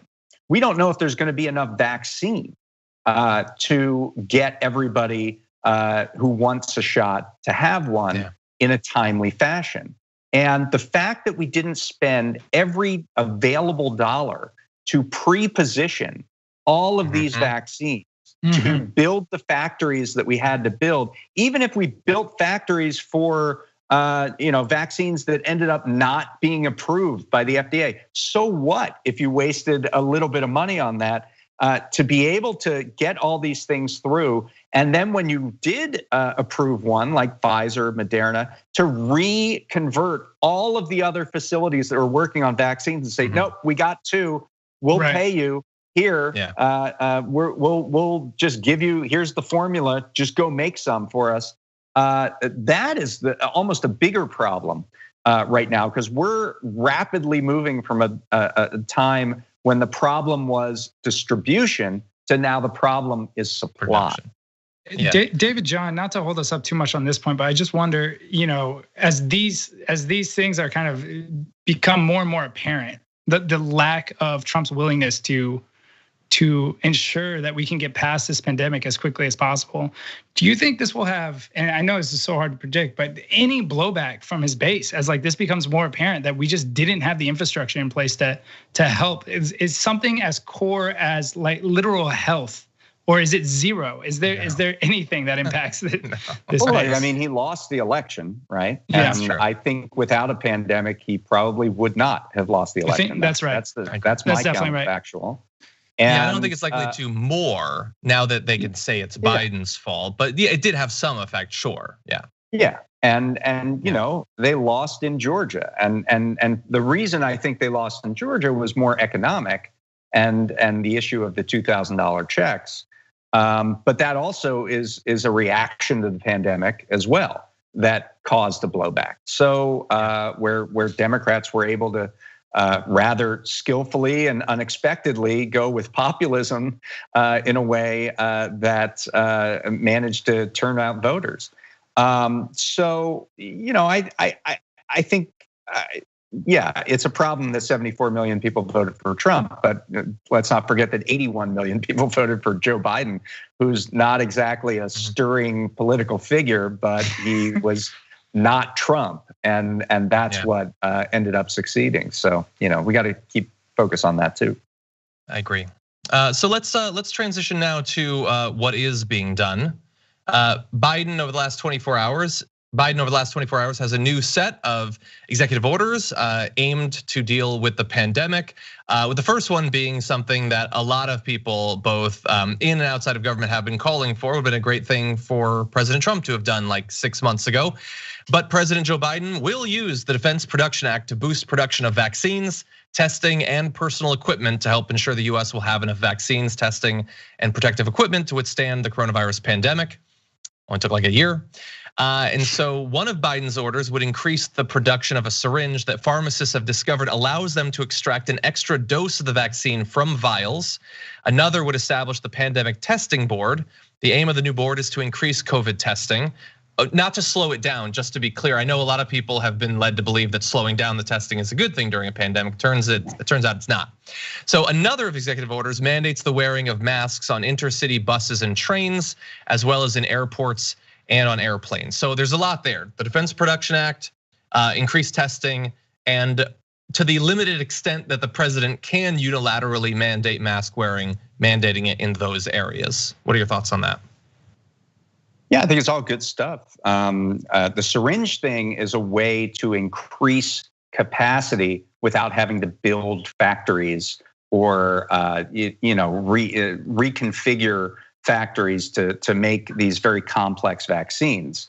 The issue is that when you get a shot, there's always some wasted amount of medication. And there's a difference in a syringe between what they call low dead space and high dead space. And the difference there is 1 dose. So you're instantly, if you have a dose, you have a vial that has 5 doses in it, and you can get 6 out of it if you use this particular type of syringe, you're increasing the production, the supply of vaccine by 20% just by doing that. So it's unclear exactly how much wasted vaccine we ended up with because we gave syringes that weren't specified in this manner.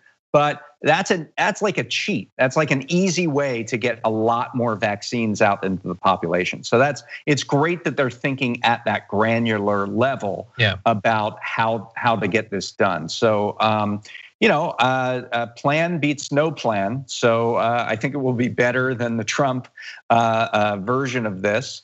The question is, are we too far into this now that being able to reconfigure factories or add capacity is just going to take months that we don't really have? It might. By the way, a little bit of breaking news or news from 30 minutes ago that bears exactly on what we were talking about. So we have the current rollout of the vaccine, the amount that we've distributed, all of that. Obviously, it has not been good enough. So then we find out, hey, specialty syringes, we can extract an extra dose. That puts us a little bit ahead. Well, not so fast, because New York Times is now reporting that Pfizer has lobbied for the US government to count those extra doses against the amount that they have pledged, 200 million doses by the end of July. So no, we're not ahead, because now they're going to ship less vials of the vaccine to us. So I'm starting to think that this lobbying isn't good for the American people. That's an under the radar problem, that Pfizer and Moderna made very big promises about how much vaccine they were going to get to the American people in these orders. And it doesn't look like they're going to meet that production level. And so for Pfizer, this is an easy way for them to say, oh, that counts. And so now we hit our goal, when they were never going to hit their goal. And it's the same thing with Moderna. So there's a problem on the production side of this that needs to be figured out. Now, one of the things Biden did in the Defense Production Act was increase some of the ingredients, mandate production of some of the ingredients that go into a vaccine, because there were supply chain problems. They couldn't get enough of a particular enzyme or a particular ingredient that is needed in production. But that doesn't happen by snapping your fingers. This is stuff that should have been figured out 6 months ago, 9 months ago. I mean, it should have been figured out as soon as someone went into a stage 3 trial. The production process should have started at a much higher level than it did. I mean, we did have some pre-produced vaccine that rolled out immediately after it got FDA approval, but it's not nearly enough. Yep, 100%. Let me give you a little bit more of the developments. Dr. Anthony Fauci, Biden's current chief medical advisor, told the executive board of the World Health Organization Thursday that the US is going to join the COVID-19 Vaccines Global Access Facility, an international alliance led by WHO that seeks to provide COVID vaccines to the world's poorest countries. And we talked about this last week on the Damage Report, but the reason that there needs to be this international push to provide access to the vaccines in some of these poor countries is because in the vast majority of them, there has been none. I don't mean like a little bit, I mean literally no doses across dozens of countries. And you can see here a little infographic put together by the BBC. Huge regions of the world currently have none or effectively none. I think Guinea got 25 doses, I think it was, for members of their government. And many countries would have considered themselves lucky to get those 25. So a little bit of US involvement, perhaps leadership in making sure that it's distributed equitably around the globe would be a great thing, especially considering that we don't live in a walled off or bubbled off country. If you want, like even if you're setting aside the massive human toll of allowing the deaths to continue to spiral out of control in so many parts of the world, if you want our economy to recover, if you're that sort of person, that's the only thing you care about, that sort of relies on the world actually being able to travel and trade and all of that. And so I understand for a lot of people, this isn't gonna be one of the first priorities, but it certainly needs to be up there. Most definitely. Yeah, I think you hit the nail on the head. We're living in a connected world. Isolationist policies or only me policies just don't work anymore. They just don't. Mm-hmm. And maybe in the near future we need things like the UN to have some more teeth, and WHO to have some more teeth, and maybe while we have some competent leadership, we can institutionalize that in some ways. Because obviously, there's just going to be more and more things that come up that require global coordination. On top of the refugee crisis and the climate crisis that are currently spiraling around the world. Well, the international issue is huge, and it's entirely a consequence of the way that we handle medical development and drug development in the world. We grant these patents to companies like Pfizer and companies like Moderna for exclusivity for a period of time. In this case, Moderna got all of their research and development money from the United States. Pfizer was in, they had a partnership with a German firm called BioNTech, which got all of its money from Germany. So these are publicly developed drugs, but we still gave a patent to these companies to exclusively provide the drug, and these countries abroad could make generic versions of it. I mean, a stunning amount of generic manufacturing is done in India, for example. They could definitely do it if they were able to be to grant the technology and the formula to these pharmaceutical facilities, but they have a patent, and it hasn't been done. And usually the U.S. Is a great supporter of its pharmaceutical industry in maintaining those and denying generic production for the developing world. There's a huge issue in the HIV situation in terms of drugs for HIV in the developing world, where the US threatened sanctions on India and other countries who were producing generic versions of HIV drugs. So this is a larger question. The way that this vaccine was developed with public money and public support should be the way we develop these things going forward. It should be a different model for how we produce prescription drugs in the world. And this is the test case for why we got something like this out in such a short period of time. And so hopefully we learn from this rather than falling back on the old habits of the patent monopoly system. Right, just another data point that healthcare and capitalism don't play well together more often than not. Yeah, I agree. I'm not going to put a bunch of money on us learning the lesson though that you were talking about, but it's an opportunity. Look, there's a number of other executive orders that Biden has released having to do with federal worker protections, minimum wage, things like that. These are all important, but unfortunately we are running very low on time. So we're going to go to our second break. When we come back, much more to talk about.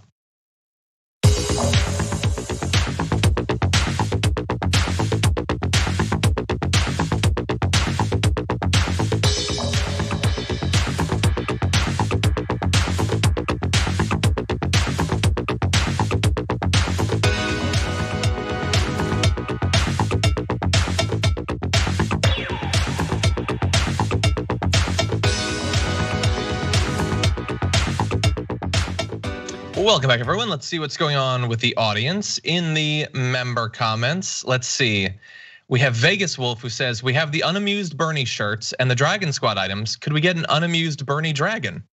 We could. I don't know that the meme's gonna last long enough necessarily. It is possible. Let's see. Gabby says, I feel like this syringe plan is about equivalent with my plan for when I run out of toothpaste, but somehow stretch out the empty tube for another 9 days. It is something like that, actually. John, do you have any idea physically like what they're talking about? Like, yeah. So basically, what actually is the issue? So the idea is that they say that there's a certain number of doses inside of a vial of the vaccine, but in theory, you can actually pull out a little bit more with certain syringes. That's the idea. Because they have better suction power, because they go at a different angle. Do you know, like, what about I don't remember. I did know at one point. I don't know actually, but supposedly it does happen that you can get 1 or 2 extra doses out of them, something like that.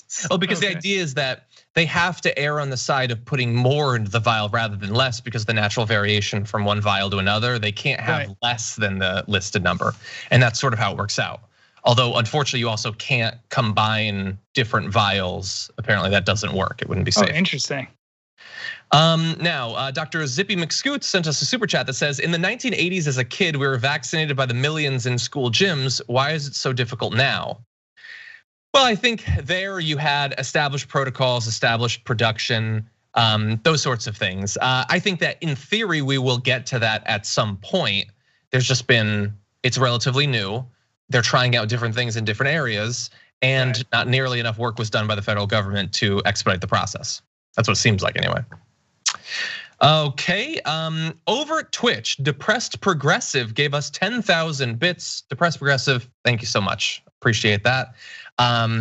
Makes me less depressed of a progressive, so thank you for that. Over on Twitch, Elise, who made the new Sprocket and Hilo emotes. Well, thank you for that. I was delighted when I saw my dog's face on Twitch, and seeing Sprocket always makes me happy. Gifted 10 subs as well. At least thank you so much for that.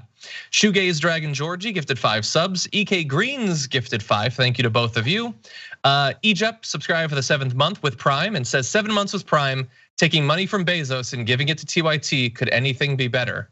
Well, thank you for that. Big Bull Dragon subscribed for 5 months. It said this anniversary is all Obi Mom's fault.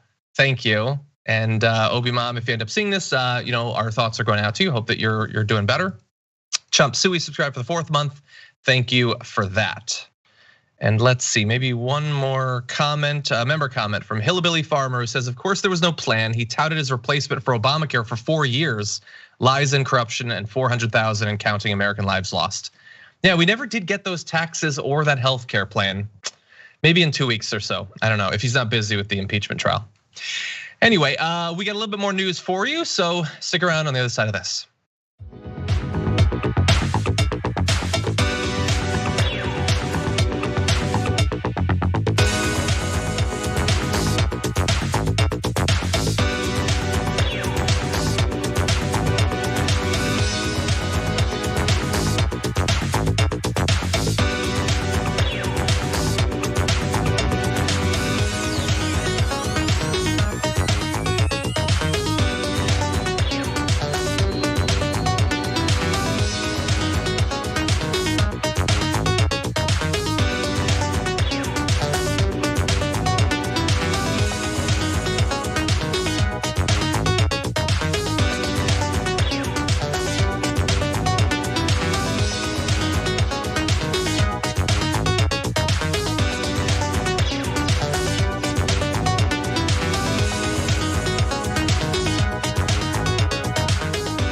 Welcome back, everyone, to what remains of the first hour of the TYT Power Panel here with Xander and David. And we got one more story at the very least that we're gonna get to. And then in not much longer, Anna Kasparian is gonna be here with Ramesh and Adrian. So that's gonna be fun as well. You're not gonna wanna miss that. But before that, let's talk taxes. We know that Joe Biden has some big priorities and big promises that he has to deliver on. And one of them has to do with the big Trump tax cut, effectively the piece of legislation that was passed over the last 4 years. Now, President Biden said during a presidential debate back in September that he was going to eliminate the Trump tax cuts. Yet he and his aides are committing to only a partial rollback of the law with their focus on provisions that help corporations and the very rich. It's a position that Mr. Biden held throughout the campaign and that he clarified in the September debate by promising to only partly repeal a corporate tax cut. He said, I'm going to get rid of the bulk of Trump's $2 trillion tax cut. And a lot of you may not like that, but I'm going to close loopholes like capital gains and stepped up basis. To give you a little bit of facts about what was changed in 2017, that law cut taxes for individuals and lowered the corporate tax rate to 21% from 35%, an amazing percentage drop there. He said he would raise income taxes to pre-Trump levels, that's Biden. Only at the top bracket, an increase to 39.6% from 37. He called for raising the corporate tax rate to 28% from 21, notably shorter than the 35 that preceded it, which that was the most obvious prediction ever at the time, that if it was ever raised, it ain't getting back up to what it was beforehand. So there's a lot here. He's made some big claims about the bulk of the tax cuts being repealed. But then when you look at the actual details, it really does cut down to a smaller and smaller portion of the overall tax cuts. I'm curious for both of you though, what do you think in the end is gonna make it through not only Biden's proposal, but actually being passed by Congress? I'm not sure anything's going to make it through. I mean, that goes back to our filibuster question. If it's a question of relying on Republicans to reverse a tax cut, ain't going to happen. So maybe in a budget reconciliation, which is a special process through the budget where you can do a 50 vote environment, maybe you get something through. 28% is where Obama, frankly, wanted to take corporate taxes. So no surprise that that's where Biden wants to go. He said throughout the campaign that he didn't want to raise taxes on anyone making less than $400,000 a year. But the other side of that is that we have such an unequal society that you can actually raise quite a bit of money on people only making over $400,000 a year. And the ways that he talks about this by the estate tax or what's called on the right, the death tax, the inheritance tax. If you do changes to the corporate tax cut and also the thing around S corps, which are these pass-through corporations that individuals set up for themselves to give themselves a lower tax rate. So if you put those three things together, and then you also do what he talked about, I know the most boring thing in the world is step up in basis, but let me explain just real quick. So like when Sheldon Adelson died just a few weeks ago, every investment that he had, even if he bought it at 2 and it was now at 400, as he gives it to his heirs, it now is like it's at 400, as if they bought it at 400. In other words, all of the capital gains that he never realized in life get wiped out, get completely vanished as he passes that on to its heirs. It's a huge amount of money that is saved that way. It's a way that the rich give money to their descendants without, while avoiding tons of taxation. So you put that all together, and you are talking about trillions of dollars that you would raise. So while it's maybe not to the level that everybody might want, it is a lot of money, and it probably will be paired with a very large infrastructure program, because that's what Biden said is what he wants to do in the fall. He wants to pair taxes with infrastructure. It's just, there's no real argument anymore for not having very high corporate taxes, right? I think there was a thesis maybe when Ford was employing 2 million people that if you let them keep more money, they'll hire more people. The big winners in our economy hardly employ anyone anymore. And so while yes, it's nice to get, that 7% increase, I think like we definitely shouldn't be celebrating. We should look at even the logic of letting wealthy people or corporations hold on to, even a significant share of their profits, or tax, or having low taxes at all. Like, what is the core value in the 21st century of these people having more resources at this point? I think there was an argument at one point that sure, they could provide more jobs if they were able to, hold on to more of their capital. Now it's all stock buybacks, and Instagram, when it was bought for $1 billion, had 20 people working at it. These companies don't employ people. Right. I mean, let me agree with Xander that there's no real argument that we shouldn't go back to the state of being in 2016. It's not like that was a hellscape for corporations. They weren't able to make any money or anything like that. So I completely agree with that. And progressives should push as much as they possibly can to maximize the amount of money that you can gain from that, because obviously it can be put to good use. All I'm saying is that because we have such an unequal society, that even a cutoff as high as $400,000 a year still yields a ton of money. Although, at least based on the estimates that I've seen, not enough necessarily to account for the programs that Biden has said those repeals will pay for. Which we don't have to pay for, by the way. I mean, right? There's no need that we actually have to, do the green eye shade and line up every dollar that's coming in on taxes with every dollar going out. We've seen in the pandemic that we've put $3 trillion out there without having to pay for it, and this is a salutary thing that Democrats have stopped with their love of budget hawkery. That they're no longer saying that everything has to be paid for. So that's a good thing, I would say. That is a good thing. And then let's also, sorry, Xander. No, this is just the downside of being stuck with someone like Biden. This is it. This is what you fight for. That's what your North Star looks like, is 28%. I think you're right. It was Obama's number. It's probably his North Star as well. Meantime, every retail business in the United States learned how to utilize automation and won't be bringing back the same amount of people. There are going to be less and less, not only winners, obviously, because the corporations are getting bigger, but there's going to be less and less people even working for those winners. And so we kind of have these dual freight trains of climate change, but also automation bearing down upon us that requires us to build safety nets where people can live dignified lives, even when they're not employed. And it just feels like, we're playing by the old rules here. And that's why I worry most about kind of, I talked about Pelosi and Schumer at the top of the hour, and Biden too, is that they're just not responding to those threats in the way that is becoming increasingly obvious that we need to respond to them. Well, yeah, I mean, if the leadership across, three areas is going to be Biden and Schumer and Nancy Pelosi, the fact that you're playing by the old rules seems like a literal truth. You're going to be doing that. And let's bear in mind, by the way, in terms of that, let's that 28%, but pre-cut. The overall percentage of the nation's tax burden that was taken up by corporate taxes had already been falling as a share for literally decades, and then they decided, let's cut it in half, basically. Right. No corporation. Now we're not even getting. No corporation pays 28%. No corporation paid 35%. That is a nominal rate. That is not the effective tax rate.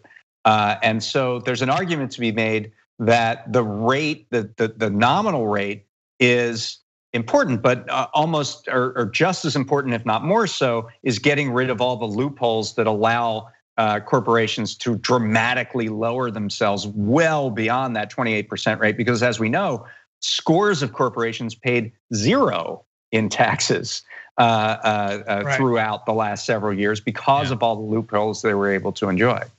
Well, that's true, David, but that only includes some of the wealthiest companies in the history of our planet. So should we really be so worried about it?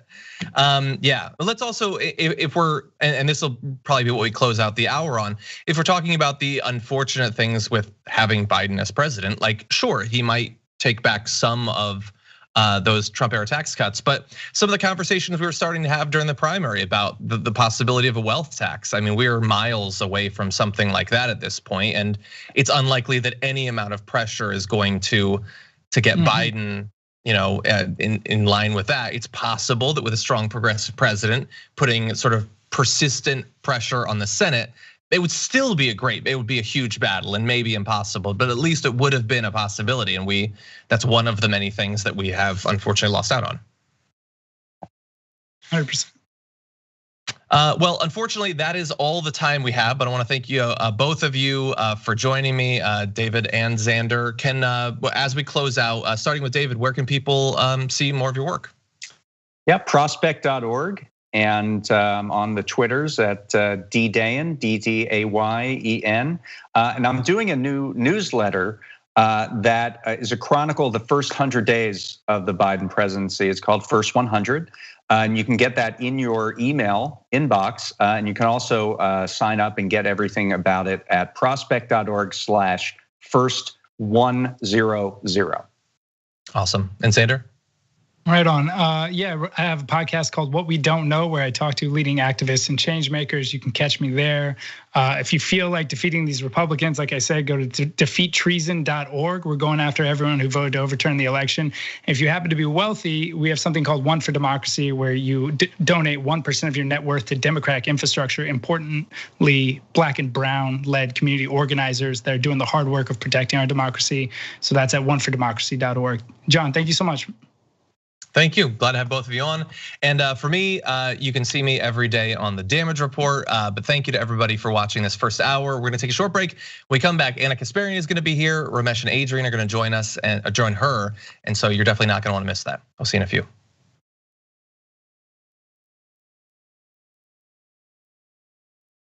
We get animated about the news. Yes, we're not the robots on TV. I actually care about the news. Guilty, I care. Senator Sanders, I'm going to do something unusual. I'm going to ask you a policy question. How dare you? That's the problem. You're the problem. Don't ever attack the Republicans. Where the is the liberal media? No. These are all establishment guys. They love the system as it is. They're all enormously rich off the system that exists. For us, this system isn't working. So what this campaign is about is trying to create an economy that works not only for the people on top, but works for all Americans. We're gonna rock the boat. We're gonna be counter-establishment. We're gonna tell people the truth to the best of our abilities, and we're gonna keep it real with them.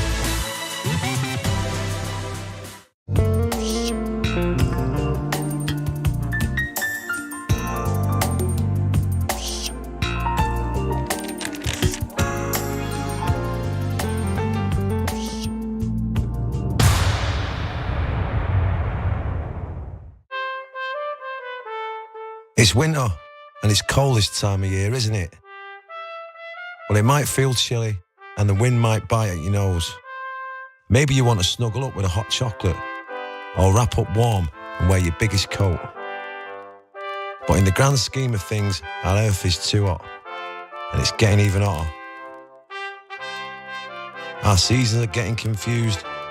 Lots of birds are nesting earlier, and spring flowers are coming out too soon. This is what climate change looks like. It's affecting so many of the things we love, both here in our own backyards and around the world.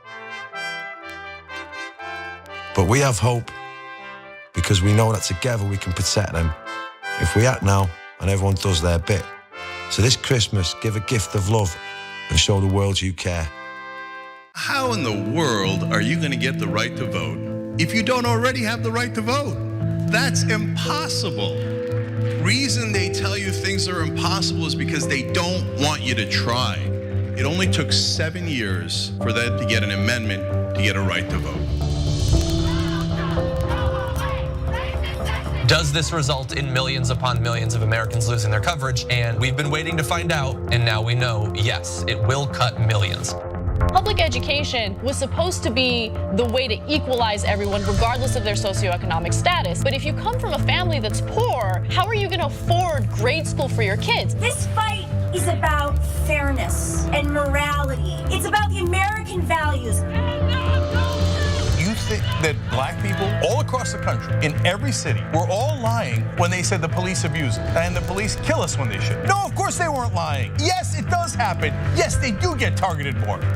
Why are we going to put immigrants in prison for 5 years, which American taxpayers have to pay for, if we're so concerned with immigrants using up our so-called resources? We're gonna do both. We're gonna fight Trump and we're gonna fight the establishment. It's not that hard. Yes, you can do both at the same time. Go tell them.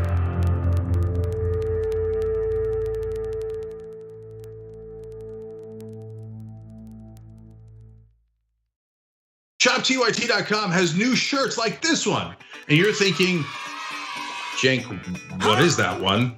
I can't see it other than the black. Yes, so I'll show it to you.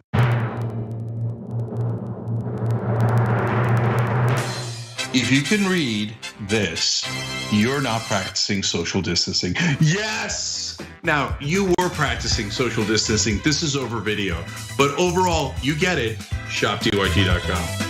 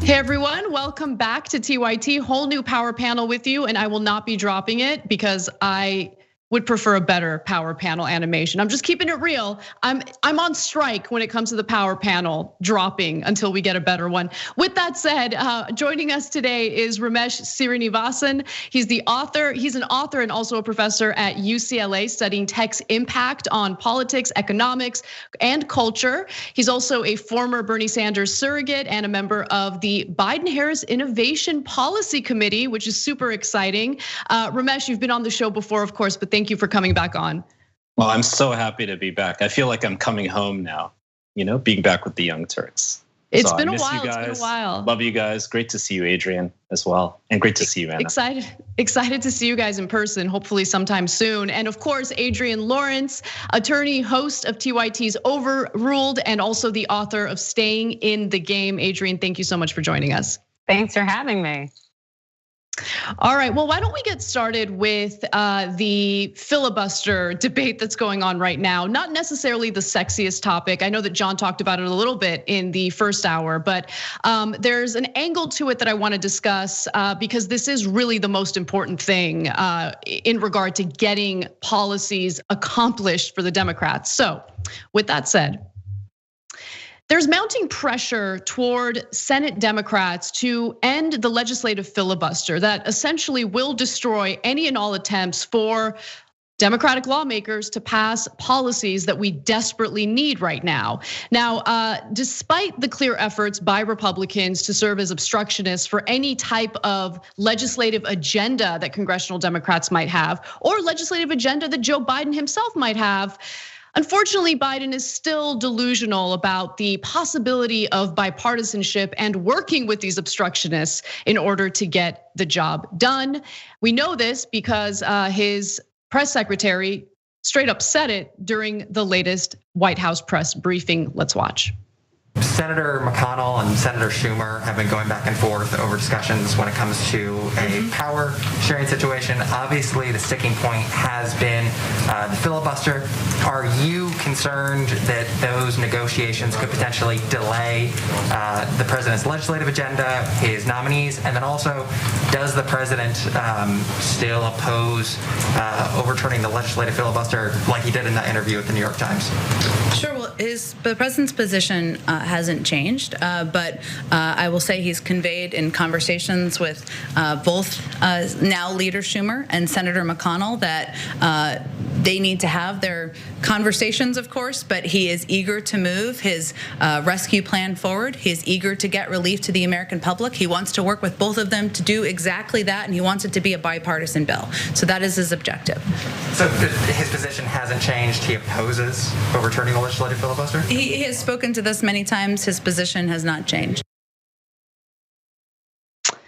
Joey B., you got to get it together, bro. You got to get it together. They are not interested in bipartisan deals. I respect that he still has this optimism that I feel is impossible for most people, myself included, to have. But remember, Mitch McConnell is the type of Republican senator that will look at a bill that expands voting rights and he'll refer to it as socialism. These are not reasonable people who are interested in working side by side with Democratic lawmakers in order to do what's in the best interests of the American people. And before I open it up to the panel, I just want to read two graphics from an excellent piece in New York Magazine by Eric Levitz. He writes, when the Democratic Party lost Congress back in 2010, many of its core constituencies were left holding IOUs. Labor left the Obama era without card check. Climate hawks got neither cap nor trade. Immigrants, rights groups never collected on their promised path to citizenship, and advocates for gun control and myriad of other progressive causes were similarly stifled or stiffed. Now, obviously that was during the Obama administration. Things did not get better after that. In the years since, for instance, the party's debts to the coalition have only mounted. Among other things, Joe Biden enters office having promised to raise the federal minimum wage to $15 an hour, enact a wide array of collective bargaining reforms, pass a new Voting Rights Act, grant statehood to Washington, D.C., and put the United States on a path to net zero carbon emissions by 2020. Senate Democrats need to nuke the filibuster, and Biden needs to be supportive of that. Panel, change my mind, if you want to. Go ahead, Adrienne, if you'd like to. Well, I would say that I definitely think that Biden is from a different generation, and I'm not going to try to change your mind, because the thing is, I don't think he realizes that this whole thought of decorum and the things that we had gentlemen's agreements over, that went out the door largely with the Trump administration, and now we have, a significant number of whack jobs and also people who are definitely engaging in absolutely insidious, very I want to say undemocratic principles, and there are a lot of problems going on, and so you cannot just try to reach across the aisle. It is not going to be effective. This is a whole new breed of politician, and unfortunately, I don't think Biden is realizing that.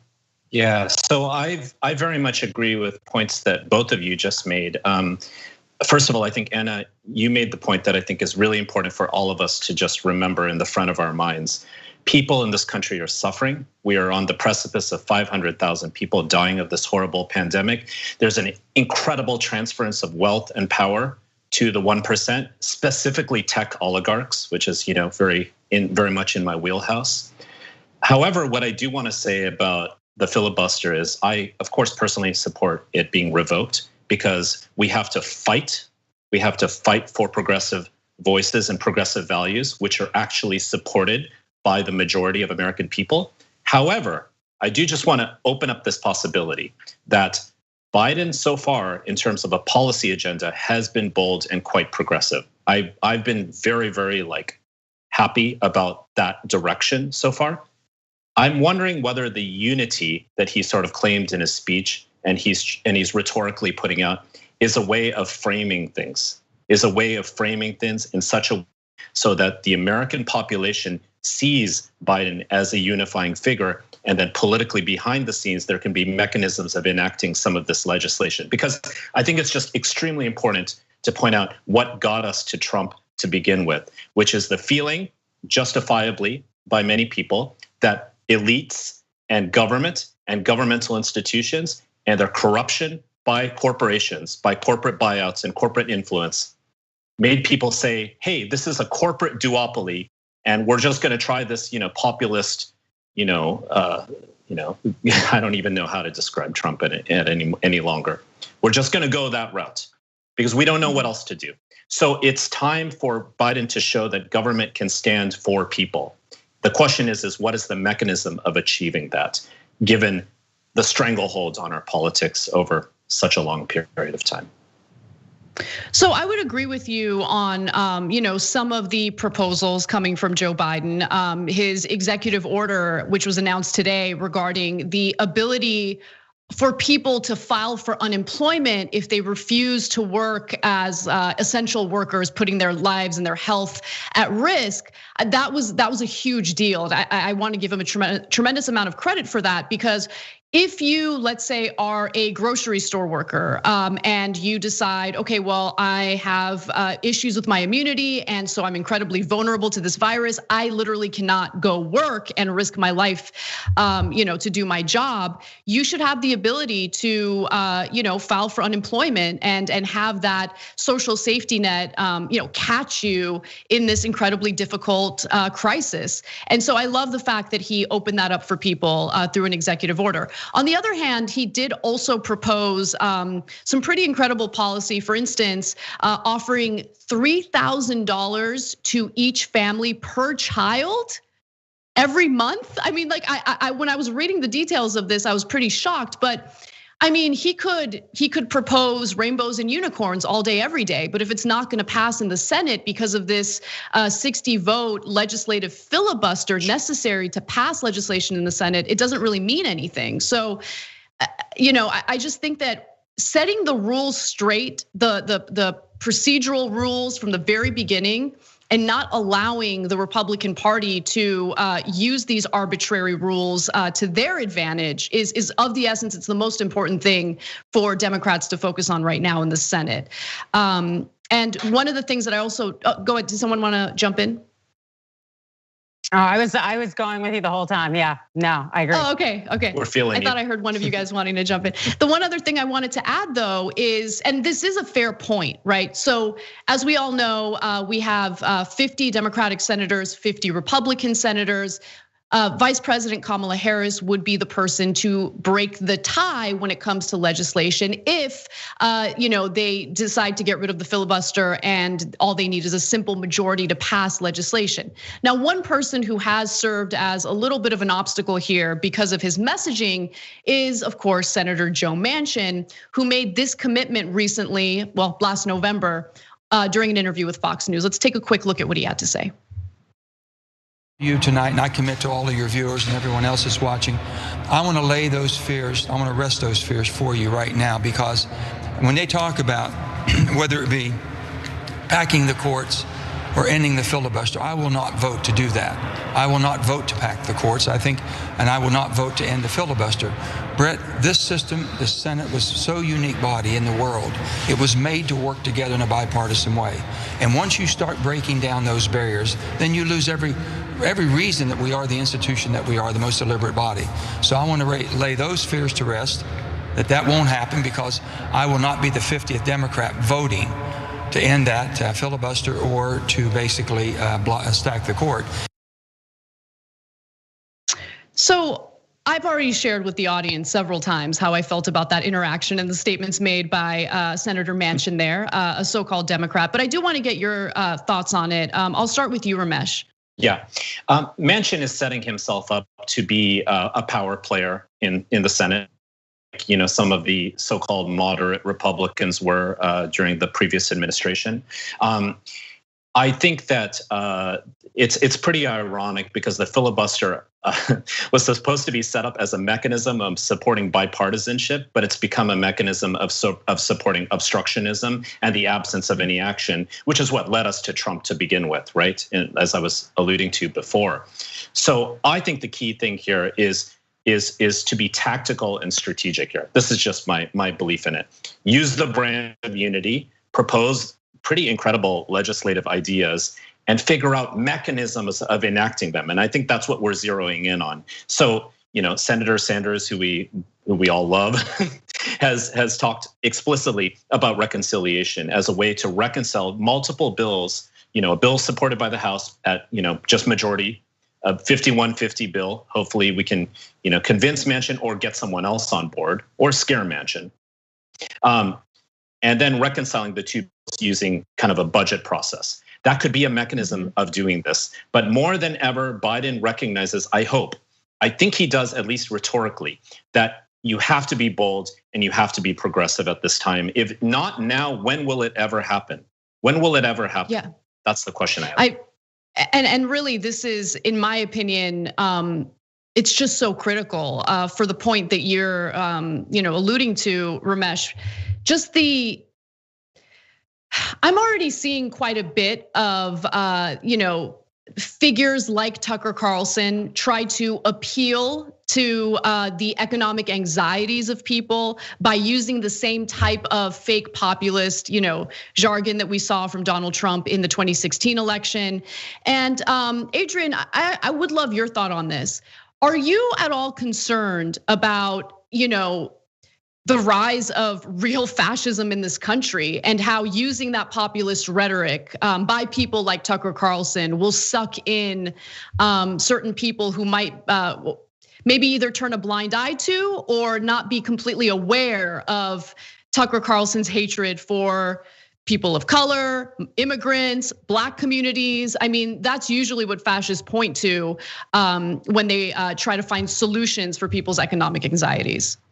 Let's see. So I think that this push for fascism, that it was more problematic largely when Trump was in power as opposed to now, even though it's just been a matter of 2 days, if that. But still, the fact that we saw so many people run and flee from him and those associated with him after the rush on the Capitol. And the fact that it wasn't just people that fled, it was also capitalism that fled, where you had so many companies pulling out their sponsorship, their support, and we saw those consequences really come to fruition, even if just in the initial stages. And because capitalism is largely king here, I think that a lot of these people who were pro-fascist and really pushing that agenda will start to push or to pull back, because they realize there are going to be significant consequences, in addition to just the consequences on the ground, where we had people who are now facing felony charges and arrests for rushing the Capitol, and their contributions, where there's a potential that they will be held to account. I think when people realize there will be real consequences, not only will it hit me monetarily, but also possibly take away my rights, they're going to hush and maybe go a little bit more underground, but they will still be there waiting for their next leader to rise and bring them up. So one final point that go ahead, Ramesh. No, just really quick. I think it's just worth reminding people that despite Trump's rhetoric of populism, he is responsible. The only major legislation actually that happens on his watch was the biggest tax cut in the history of this country for the 1% and the oligarchs, right? So it's a fake populism, as you put it out. But Biden has a real opportunity here to make people who are alienated, they're dispossessed more than ever during this pandemic, do something about it through the lens of unity to make everyone feel good, but do something about it. And I'm hopeful that that will happen. And the final point that I'll make is that right now, because there is a 50-50 split among Democrats and Republicans in the Senate, Mitch McConnell and Chuck Schumer are supposed to agree on some sort of power sharing agreement. And part of the reason why they haven't agreed on that, and these are essentially the rules, the procedural rules moving forward, is because Mitch McConnell wants a commitment from Chuck Schumer that the Democrats will not get rid of the legislative filibuster. I would advise Schumer to do exactly what Mitch McConnell would do in this situation, lie and then proceed to nuke the filibuster. That's what he should do. They should understand their power and they should use it. Time is of the essence. People are starving. People are terrified about their futures. People are not able to pay their rent. They need economic relief right now, and it can't be a measly, $900 billion bill that doesn't actually address their anxieties. They need to be bold. They need to understand the power they have, and they need to move forward. We got to take a break. When we come back, though, AOC decided to skip Joe Biden's inauguration. We'll tell you why and more when we return.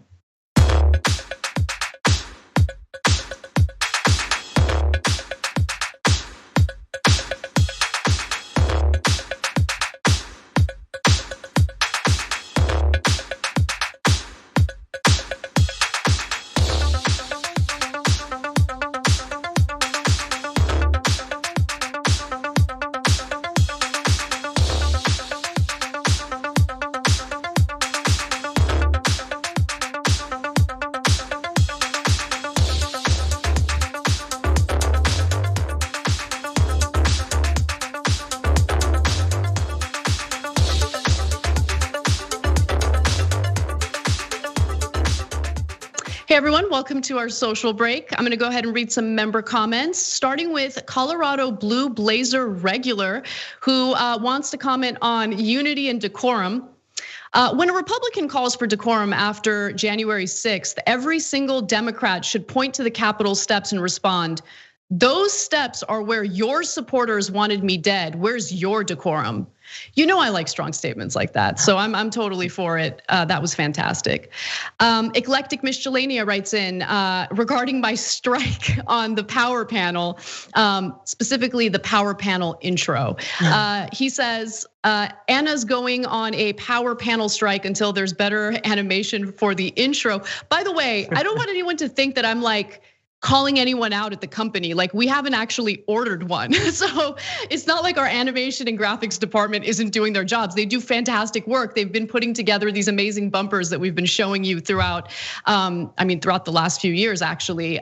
So it's really on us. We got to order it, but let's make that happen. Let's order a new power panel graphic. Maybe this will be what finally gets the ball rolling on a nationwide general strike. We got to get people unionized over at places like Amazon and Google. Some workers at Google are trying to unionize. Yeah. Once people have protections from unions, they'll be much more willing to put themselves on the line by doing a strike. So I really think that's an important step. All right, we have about 2 minutes left, so I'll move on to super chats. They suck fat, long, grass-filled donkey logs, wrote in and says, I wish people would stop using the right-wing framing of calling it a death tax. It is not a tax on a dead person. It's a tax on new income for someone getting an inheritance. I totally agree with you on that. But I think that that's a case of, it's a perfect example of how good Republicans are at messaging and framing, because you hear something like death tax and you're like, ooh, that sounds bad. I think I'm against the death tax. So Democrats need to be a little savvier in using language and framing that just appeals to a broader group of people, and you don't have to explain. I think whenever you have to explain, what you're labeling something, you've already lost the battle. Stephen Turner says the filibuster and the Electoral College have got to be torn down. Popular vote and majority is both morally and practically more desirable. I agree with you on that as well. All right, and Sir Smoke It Right 74 says this: the government is a house. I see what you guys are into, okay? I can only imagine what you guys are doing while watching the show, which I love. The government is a house of cards. When in the last 20 years has the government been able to handle any natural disasters? Think about it. FEMA, anyone? Well, these institutions are failing because they're underfunded and neglected, but that's a longer discussion, which I'm sure we'll have at some point in the future. Let's get back to the show for now.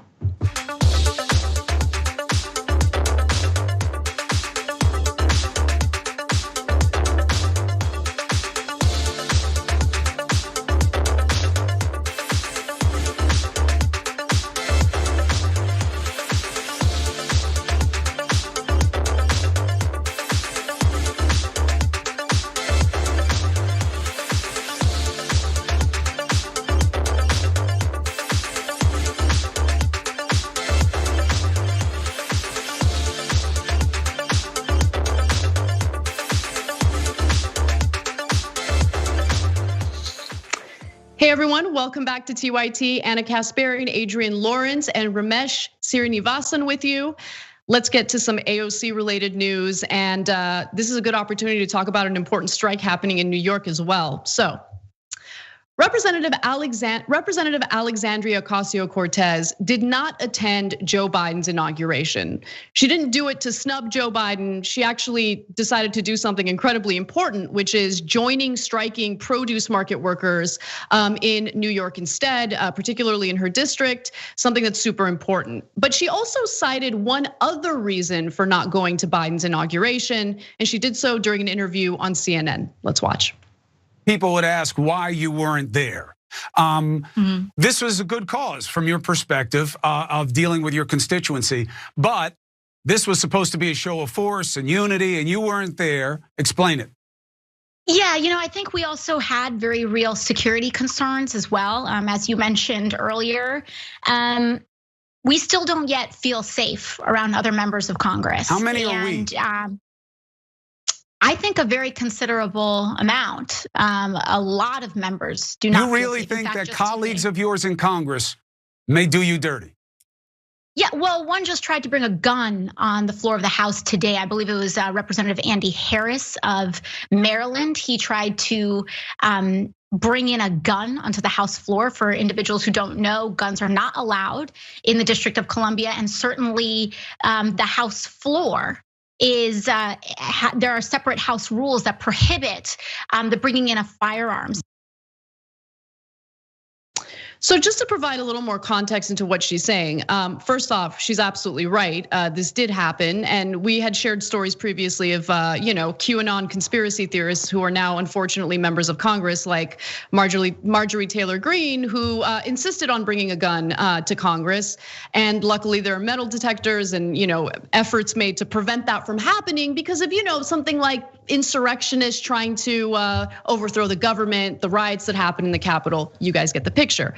But recently, Representative Andy Harris was found with a handgun at the metal detectors just outside the House floor. The concealed weapon was found in Harris's suit coat at the metal detectors as Harris was trying to walk onto the House floor to vote.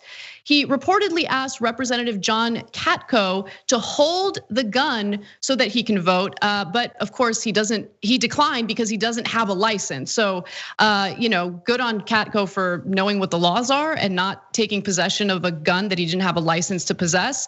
But Andy Harris's office responded to, by the way, the investigation that he's now facing for trying to bring a gun to the House floor by saying, because his and his family's lives have been threatened by someone who has been released awaiting trial for security reasons, the congressman never confirms whether he nor anyone else he's with are carrying a firearm for self-defense. He was carrying a firearm. It was detected by the metal detector, and he wasn't allowed on the House floor until he got rid of the gun. That's what happened. So let's not twist the message here. But what has frustrated me, and I want to open this up to the panel, is how some people have totally minimized and belittled people like AOC for being fearful for their lives. And I don't understand it. Adrian, I don't know if you've seen any of that discourse. It's been incredibly frustrating because it comes from people who don't know what it's like to be seconds away from insurrectionists trying to hold you hostage with flexi cuffs. Yeah, absolutely. And the unfortunate fact is that you could probably ask a lot of grade schoolers about this since they've experienced it by virtue of the fact that we do not have adequate gun control laws. And so, people have this idea in their mind of, oh, it's just a gun, or oh, they'd be some kind of action figure character and they defeat him and all sorts of things. No, that is not how it works. And the fact that you have a member of Congress brazen enough to try to bring a gun on the House floor is very disconcerting. Because in DC, it is not, it is against the law to have a gun that is licensed somewhere else because DC doesn't recognize concealed carry licenses from other states, and non-residents have to register their concealed carry permits, all of these things. The thing is that there is an exception on Capitol grounds, but that exception stops at the doors of the House floor. And the fact that you can even carry guns on the Capitol grounds is so disconcerting and it's very problematic. And the fact is that needs to change. And whether it's DC passing a law or the federal, Congress doing something, it must be done. But the reality is, if they were to change that, they'd also have to do something about gun control for the schools. Because hey, if you say you can't have a gun on Capitol grounds through and through across the board, but then you are allowing our school children to continually to be shot at or exposed to this weaponry, that hypocrisy may go too far. Yeah, amen. Ramesh, amen. Sorry. Yeah. Such great points. And I was actually going to go to you, Ramesh, about the fact that Republican lawmakers were really throwing hissy fits during after they had to go through those metal detectors following the Capitol riots. And they're the same people who make the argument that school children should go through metal detectors and teachers should be armed to protect school children from possible gunmen. they have no problem with making kids do it, but when they have to do it, when they are victims of their own policy proposals, they just can't have it. They're the real victims here, and something needs to change. I mean, it's absolutely astonishing how off the rails an example of this is in revealing just how out of touch, yet somehow because of their populism and their language branding, the Republican Party is. They still manage to maintain support because they're so good at pushing divisive issues into people's consciousness. But in reality, they are sociopathic, both to themselves and the larger country in their actions like this. Think about how incredibly tone deaf, at the minimum, that would be my most benign explanation, it is for a Republican member of Congress, in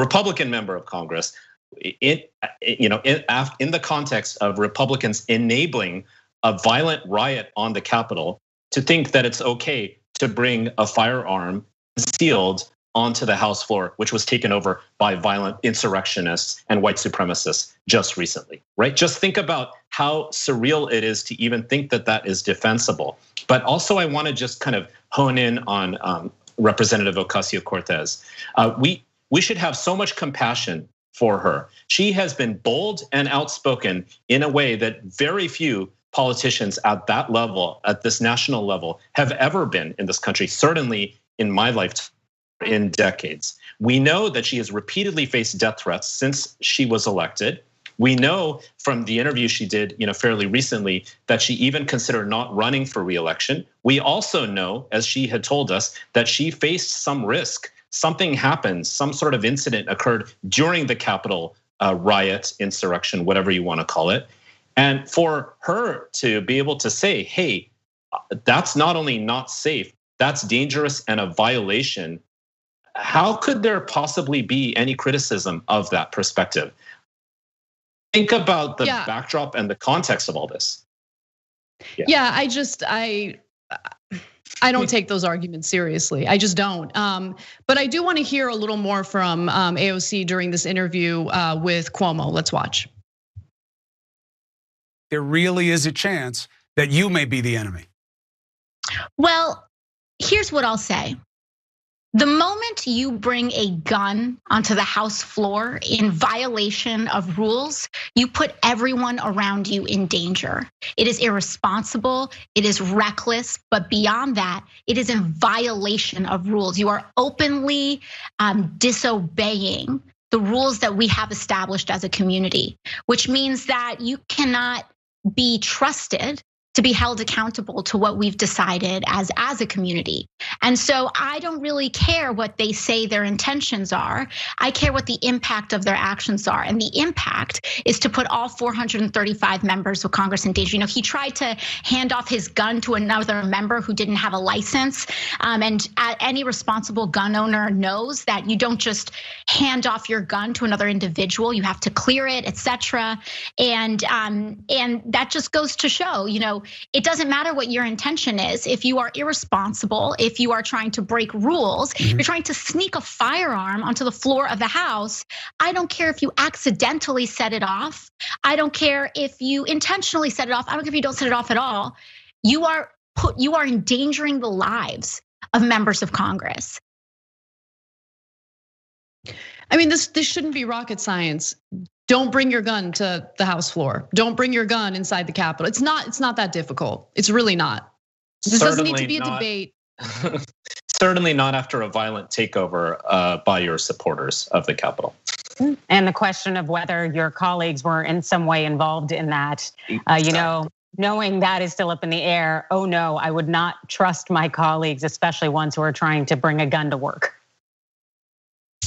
Well, I want to reset to also talk about the other part of this story, which has to do with the strike that she decided to attend, as opposed to the Joe Biden's inauguration. So she mentions the safety concerns, but she also decided to go meet with her constituents, and I think that is incredibly important considering what her constituents were doing. So Representative Alexandria Ocasio-Cortez decided to skip Joe Biden's inauguration and instead go meet with striking workers in her district in the Bronx. Now, these are workers, this is referred to as the Hunts Point Market strike. And the reason why these employees are striking is because they are up for contract negotiations, and their union, luckily they're unionized workers, is demanding a $1 pay increase.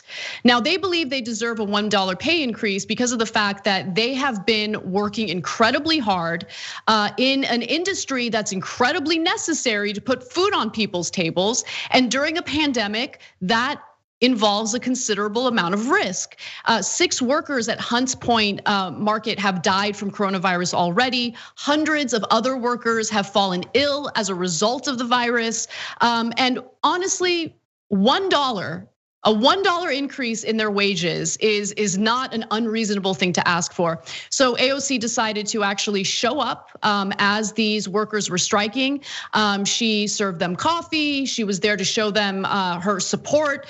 She was speaking to them. And keep in mind, AOC is not the president. And I say that because she doesn't have a security detail with her. She doesn't have Secret Service with her. She has so many people threatening her life on a regular basis, especially after what we experienced in the Capitol with the insurrectionists breaching the building and rioting.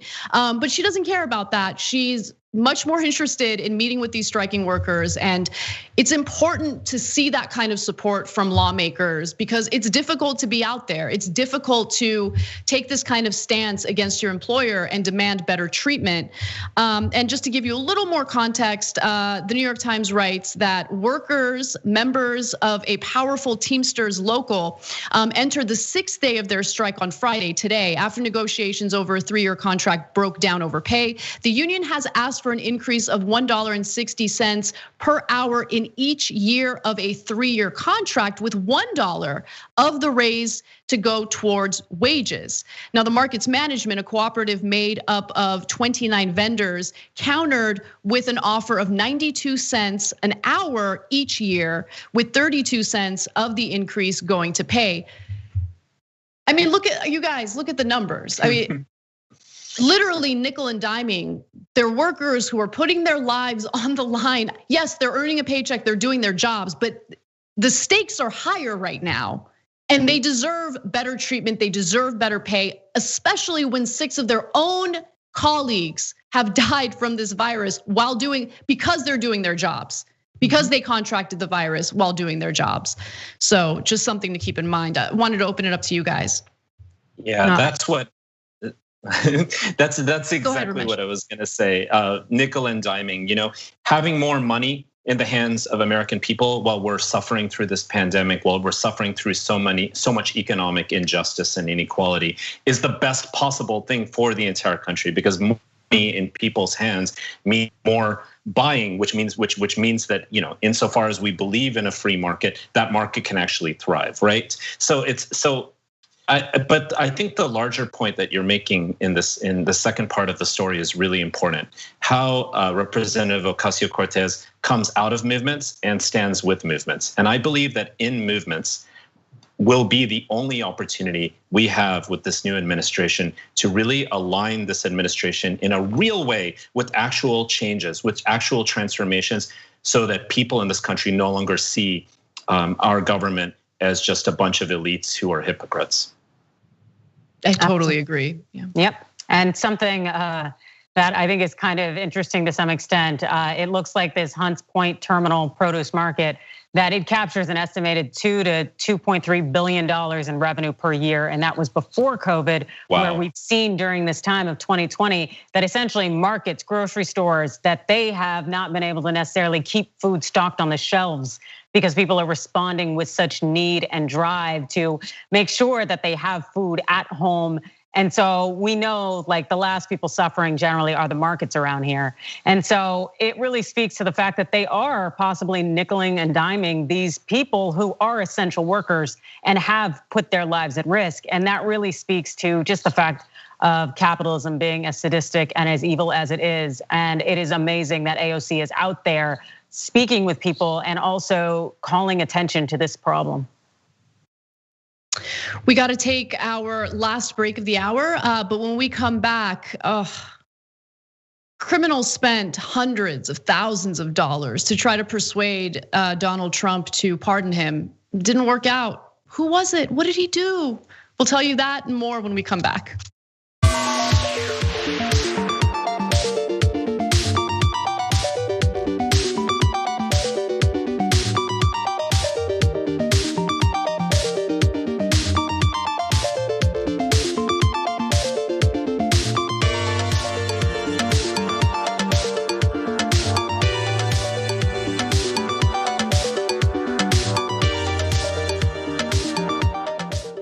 Hey everyone, welcome to our social break. I'm gonna give our Twitch community some love, starting with Tin Vec, 4 months Prime, Plant Trees, Smoke Trees, gifted 2 subs. Man. Oh God, so good. Sunset 90, 2 months Prime with the comment, though this is my 2nd month subscription anniversary, I have been following TYT for around 5 years. Love you guys. We love you right back. Thank you so much for your support. Jody Motionless, 3 months Prime. The Denim Vest, 4 months Tier 1. Prickly Sausage, new Prime. Sexy Melly B, 5 months Tier 1 with the message, thanks to Obi Mom for my sub gift. Thank you to Obi Mom. And someone's gotta like let me know at least. Is she doing well? Like I wanna know how Obi Mom's doing. I know she was under the weather about a week ago, but hopefully she's doing well. We love her. Okay, so get better soon. Wild Devil Dragon, 5 months Tier 1 with the comment, right on. Right back to you. All right, and I do want to thank our new YouTube members, R. Coleman, Christine Justice, Jody Hammond. Thank you so much for becoming members. We do appreciate it. And I would rather be financially supported by you guys than anyone else. So thank you for your support. Moving back to our member comments, Hammer Dan writes in and says, these lunatics built a gallows, a functional gallows. Try not to be afraid. Twitter is an unmitigated disaster. It just is. It like brings out the absolute worst in people. And when I see the kind of discussions that take place on that app, it's just among people who are supposedly like-minded. I don't think so. Joda Swab writes. A huge part of it is the inflammatory nature of what we see on Twitter, right? We've talked about that many times, Anna. Definitely. Right? You see the most inflammatory stuff, so it just riles us all up. It really does. You're absolutely right. Jess, Be Anti-Racist, writes in and says, cause story with this Manchin quote in support of Chuck Schumer not caving on the filibuster. Okay, so Manchin apparently said Chuck has got to do the right. Chuck has the right to do what he's doing, he said.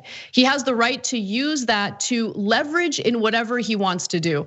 Yeah, it's the same argument that we talked a little bit about yesterday regarding the filibuster. There are Senate Democrats who are making the argument that the threat of getting rid of the legislative filibuster will persuade Republicans to work with them, which there's only 2 possibilities there. Possibility number 1 is they're lying, like they don't actually think that, but they just don't want to get rid of the legislative filibuster. Like that's the least generous interpretation of what they're saying. The other interpretation is that they're incredibly dumb and they just don't understand power. They don't understand who their friends and their enemies are.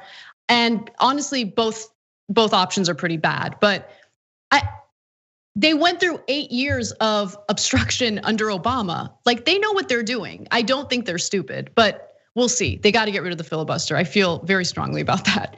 All right, well, let's get back to the show where I will talk about a criminal who did not get pardoned by Donald Trump.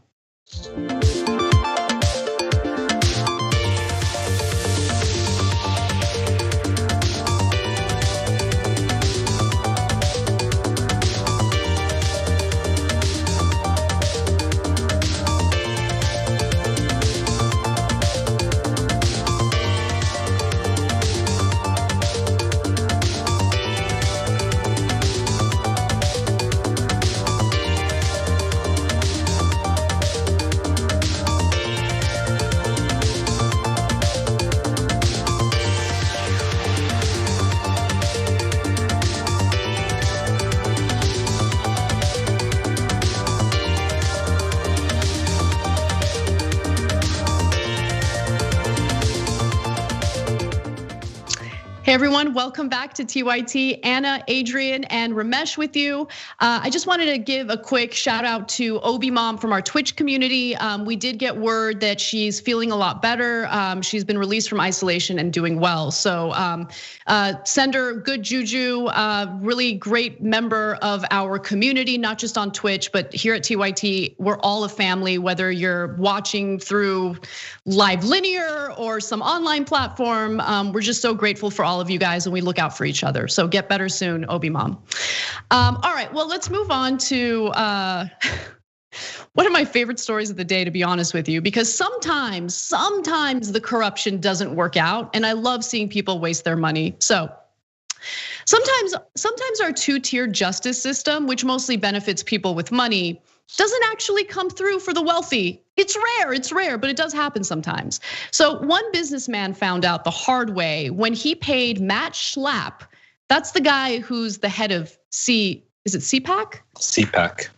Yeah, CPAC. That's the guy who's the head of CPAC. He's a uber conservative guy, not a good guy. But this businessman paid Schlapp $750,000 because he believed that since Schlapp has a close relationship with Donald Trump, Schlapp can effectively and successfully lobby Donald Trump to pardon the businessman. Now, why would he need to pardon the businessman? Well, it appears that he engaged in securities fraud, which is, when you really read into the details of this story, it's actually fascinating. So the guy that I'm talking about is Parker Pete Pettit. He paid Schlapp $750,000 for 2 weeks of lobbying work and failed to procure the very pardon for which he was being paid. Pettit is an Atlanta-based entrepreneur who was convicted of securities fraud in 2019 and faces up to 20 years in prison. Now, interestingly enough, before he was convicted, there were whistleblowers who spoke to some independent journalists about what was going on with the securities fraud. And what Pettit tried to do was sue the bloggers or the journalists for their blogs in order to reveal the identities of the whistleblowers. He's that kind of guy where he engages in criminality, and if a whistleblower reveals the criminality, he will do whatever it takes using his money and his power to find who the whistleblowers are. And I mean, I'm sure you can guess, like, he'd probably go after them pretty aggressively. But Kenneth Vogel also tweeted that last week, I revealed that Matt Schlapp was hired to lobby Trump for a pardon for Trump donor Pete Pettit. Schlapp disclosed yesterday he was paid $750,000 for that work between December 17th and December 31st. Pettit didn't get pardoned, and he provided the receipts for that. So I love it. I mean, there's really nothing more to say to this other than it's so good when this kind of stuff happens. Adrian, since you're a lawyer, a trained lawyer, I would love to hear your thoughts on this.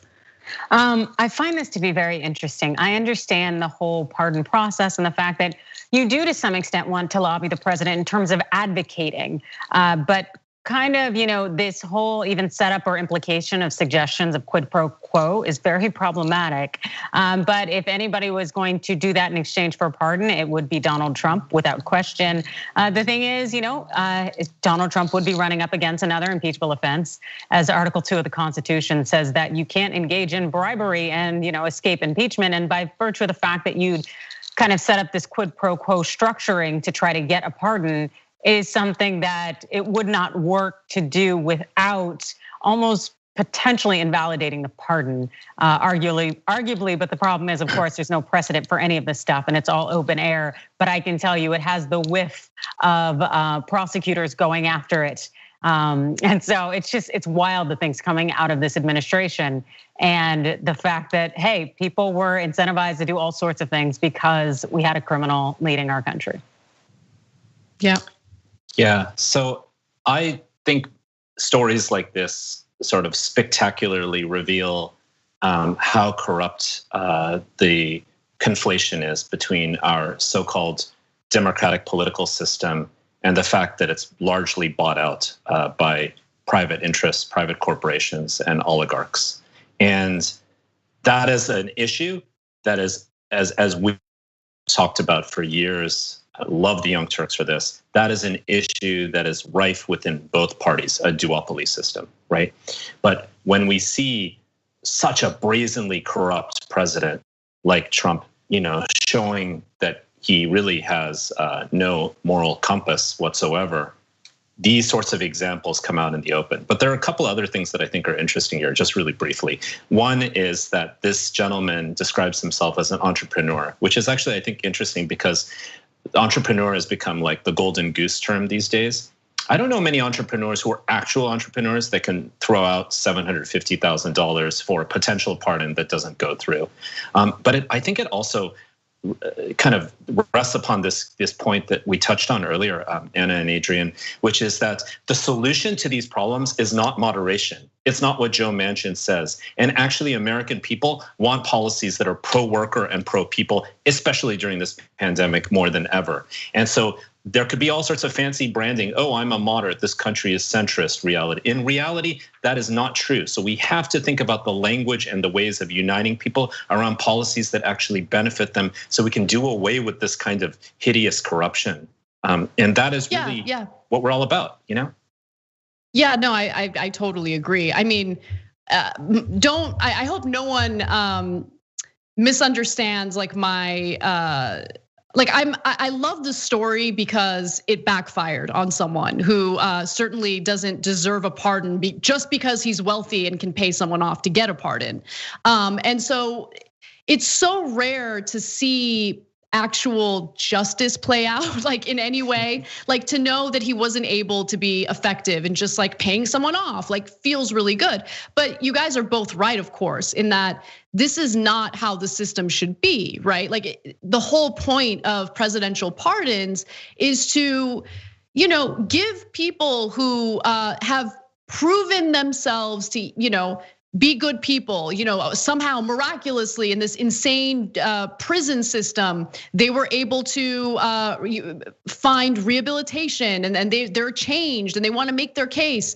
It's for people who maybe didn't start off on a level playing field and in a young age made some pretty poor decisions, but it shouldn't define the rest of their lives. Like those are the kinds of stories I personally think about when it comes to presidential pardons. Miss Alice, who Kim Kardashian made a case for, Alice Johnson, and she was pardoned by Donald Trump. That's a perfect example of someone who absolutely should receive some leniency after serving an insane amount of time in prison for a first-time criminal offense. And so, but when you hear stories about this so-called entrepreneur who engaged in securities fraud, thinking that like, all I need to do is pay money to someone who's close to Trump and he'll make his case and Trump will pardon me. Like it's gross. This is not someone who's reformed. This is not someone who's learned his lesson. This is someone who's used to using his wealth and his power to get himself out of sticky situations. And for once, it's not gonna work and it feels really good to see it. So I'm here for that. You get what I'm saying? Yeah, absolutely. I hope he can't deduct that payment on his taxes. Do not consider it a business expense. It's not okay, no. Yeah, totally agree. And also like, imagine being convicted of a serious crime that you're facing 20 years in prison for. But you're still like, you still have the funds, like hundreds, nearly $1 million, like to hand over to a lobbyist, hoping that they can get you off as easily as possible. So remember, Donald Trump doesn't do anything unless he sees a direct benefit for himself. And so if this money were illegally paid to Donald Trump directly, he'd pardon the guy. And who knows if he'd get caught or not. That would definitely be illegal. But remember, paying a lobbyist like Schlapp to do what he did, that is legal. He is able to do that. And that's a huge problem. And I just want to say really quickly that also pardons should be for people who support human rights and journalism. People like Edward Snowden. I believe Julian Assange should be pardoned. With other whistleblowers, people who support civil rights and human rights and an actual democracy. Yes, yeah, no, I totally agree with you on that. And look, I wasn't really shocked when Trump did not pardon Snowden and Julian Assange. Remember, it's the DOJ under the Trump administration that was aggressively trying to extradite Julian Assange so he could face criminal charges here in the United States. So I don't know why anyone thought that Donald Trump would do the right thing in pardoning Assange. Of course he's not gonna do that. And I mean, my theory was proven correct, unfortunately. All right, well, we have just a few minutes left. Wanted to tease the post game out for you guys a little bit. Brett Ehrlich will be joining me and we will be talking about men's suiting. I know that sounds like a weird topic to discuss in the post game, but there is a reason for it. The Wall Street Journal wrote an insanely long piece about men who prefer to get suited up for work even as they're working from home. I want to talk about the psychological reasons for doing that. It's an interesting conversation. And since we have a few minutes left, I wanted to give both Ramesh and Adrian a chance to plug some of their work. Adrian, I'll start with you. Gosh, yeah, so you can check out some of my legal analysis and takes on TYT Overruled, which is on the Rebel HQ channels, available both on YouTube and Facebook. And I'm on Twitter at Adrian Law, Instagram, Adrian Lauren. All right, and Ramesh? I'm just very happy to join you all today. I've done a lot of media over the last couple of weeks, including Democracy Now!, which I just deeply, deeply respect, and Radio Pacifica. And my work, please engage with me on Twitter or on my website, rameshsrinivasan.com. Work is all about humanizing technology in the image of workers, of people, of our democracy, and of justice. All right, thank you to both of you for joining us today. And thank you to our audience for watching. Please become a member and watch our post game today, tyt.com/join. See you there.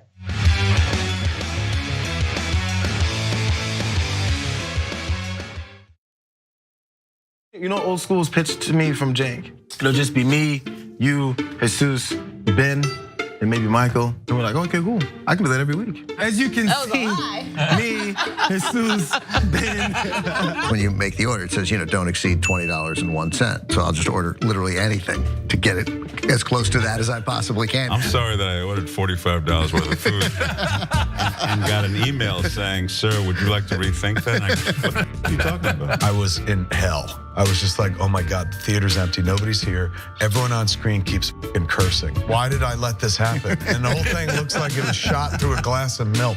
My mom's gonna be so mad. If you're looking for a heart attack, the short way, baby. Wrong. I did put mayonnaise on it. I'm the most in shape, overweight person you'll find. That's right. He was like, why didn't you answer my call? I called you 39 times. Yuck. But what makes you stop right before 40? What makes you say, nah, man, I ain't doing that no more. I'm cool. And I called you back on the air. And I was like, okay, Kevin Smith, big shot. What the you said you'd come on and you didn't come on. I'm sure I took that very well. Yeah, you did. You called me back the next day and said, I thought it was 7 a.m. And there's now deep fake porn. I don't know if you guys have heard of this. Heard of it? I just had some in the car. I'll tell you who I'm not Ben Mankiewicz. Have you guys ever felt that? Not ever. And now it's just the three of us. This is the intimate hour. By the way, the last half hour of this, we're not even rolling. Fair enough. Easily. See, I watch movies. I'm done with both of you.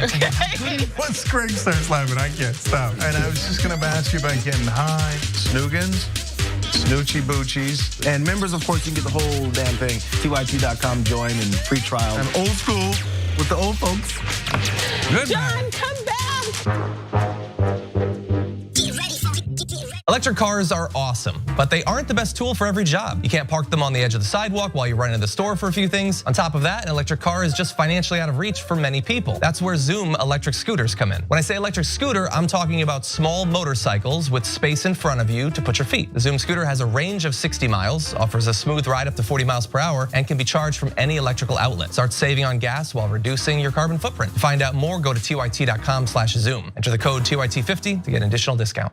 I'm Brett. I would like to refer to this segment as the Do I Still Have This Talent show. So I want to see if I can play harmonica without my hands.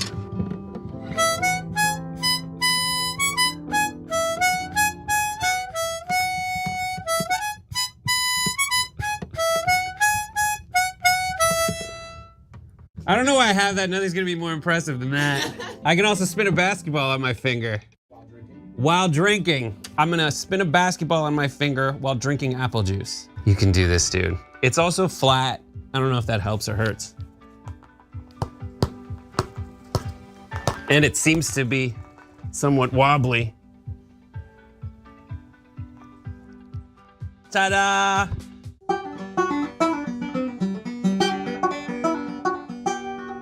Nope, I don't know how to do this one. This one's a fail.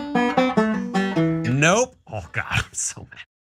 Our community faces a never-before-seen public health and economic crisis. Businesses are calling Levin Papantonio with their legal questions regarding COVID-19. You've asked and we've answered. If you're a business owner and have suffered financial loss or closure from COVID-19 and have questions regarding your insurance policy, call us for a free consultation. Some policies may provide coverage for lost profits and earnings. Stay safe, and together we'll get through this.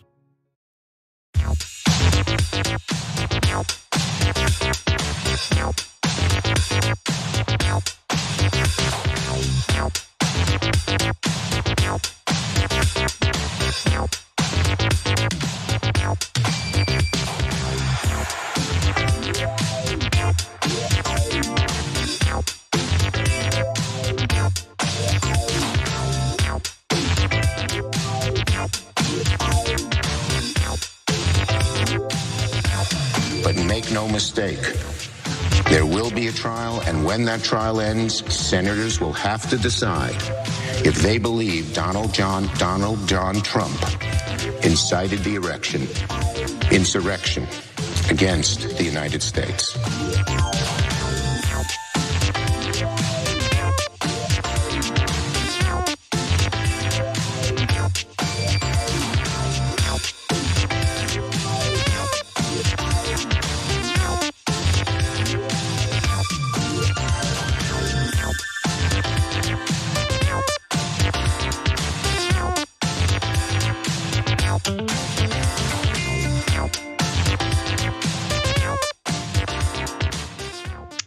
Oh, hey everybody. Welcome. It's the post game. It's Friday. Brett Ehrlich is joining me to talk about suits. Because I came across a story about men wearing suits that I thought was fascinating. But before we get to that, let's do the Chuck Schumer thing first. Let's be children. Is that, or what would you prefer? What would you prefer? I'm Brett? down with Chuck Schumer. I think that's hilarious, that video. Okay. So John did a really good job because he talked about the impeachment story at the top of the show, and he did a really good job by acknowledging Chuck Schumer's slip up without sounding too juvenile or immature. I was like, how is he gonna pull this off? But since it's the post game and we're having fun and we're not trying to do a serious story, like let's do what we know John wanted to do. Let's play the video and react the way normal people react to the Senate Majority Leader saying the wrong word. Let's watch. Mistake. There will be a trial, and when that trial ends, senators will have to decide if they believe Donald John Trump incited the insurrection against the United States. All right, I want to be full disclosure. I don't know about you, Anna, but I couldn't hear it because we had a technical issue. So I would actually, if it's not me being too forward, I'd love to hear it again if that's not too much trouble. Me too. If that's okay. All right, yeah, let's hear it again. Make no mistake, there will be a trial, and when that trial ends, senators will have to decide if they believe Donald John Trump incited the insurrection against the United States. It's so funny. Like it was so funny when it happened. I heard it, like I was on my laptop working. We had CNN on, because I just have it on in the background in case something breaks. And Christian was like, I don't know, walking about, like minding his own business. And he was the one, he like ran up to me, he's like, did he just say erection? And I was like, I think so, but I don't know, because I wasn't paying as close attention as I guess he was. So we rewinded it, and he lost it. All of a sudden, Christian's like super interested in what's going on with the impeachment. So sometimes messing up and using the wrong words can work in like getting people's attention. He's like, this erection will not stand. My favorite part of it is during the moment. He has already made a mistake. And that's probably what happened. Like he first made the mistake of saying like Donald Trump. And he was so focused on that first mistake that he didn't catch himself, gather himself, and move on. And that's what allowed the rising Senate Majority Leader, to accidentally take the stand and say in a that's what I love about it. This is such a historical moment. This is the first time a president has been impeached twice. That's right. And that in the annals of history, it will always say the inspired an erection. Look, I mean, we should show a little bit of compassion for Chuck Schumer because it's hard. It's really, really hard to stand up there and make your case. You know, I can't. We're children, but like I wish that he did have a little bit of a reaction once he realized he made the mistake. Like he has like half a second of like okay, I messed up, and then he corrects himself. But he's got a straight face, and I want to give him credit for that because I don't know if I could do that, right? Like he just kept going. There was no chuckle, there was no nothing. But I think I also would kind of appreciate like a self-deprecating moment or like a human moment, like a chuckle, something. Like we all heard it. One of my favorite concepts is to picture like the whole concept until this presidency, the whole concept of DC, and I just learned this from the movie The American President. The whole concept of DC is to have this immense home court advantage. They build these crazy, amazing, elaborate, classically inspired buildings, and you walk between pillars that dwarf you with the severity of the size and scope of the American exceptionalism. And our judges wear robes, people wear suits. In England they say the honorable gentleman, and even that makes it through the ridiculousness that the House of Commons has prided itself in being. They still say the right honorable gentleman. We were talking, there's a moment recently where someone said liar on the floor of the House, and someone else took umbrage with that and insisted that it be stricken from the record. Yep. In moments like this, you just remember these are all people. Yeah, totally. And I like to picture, like, I assume, like, this is real weird, but it's a post game. But what is Chuck Schumer like when he's doing it? Oh, wow. Oh my God, no. That is amazing. I was thinking about the same thing, but I was hoping that it wouldn't get to this point. I don't know. I do think about that with a lot of people, like a lot of buttoned up people, because we're all different in the bedroom. Like all of us are, all of us. Like we're all different in the bedroom, and yeah. I'm not. I'm just like everybody else, one leg at a time. If you know what I mean. I don't know what that means. I don't know what that means. I'm like, yeah, like that, like this. But Chuck Schumer, Are you? This is inappropriate. Never mind. Get in it. I don't know how to have these kinds of conversations these days because people are so like, I'm not sensitive about this kind of stuff. Like I can comfortably talk about it. I don't get uncomfortable, but that doesn't mean that other people don't. So you can always say no. Never mind. Let's just. I don't keep care. Going. What am I gonna pull a punch? I just described Jared Kushner having poops all over his house on John's show. That's true.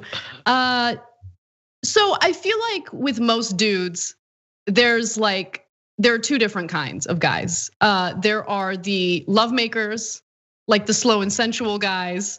And then there are the one like the Energizer Bunny, like going at it, and like they're not interested in like the slow sensual neck kisses and like whatever, or the massage, or like the tantric stuff.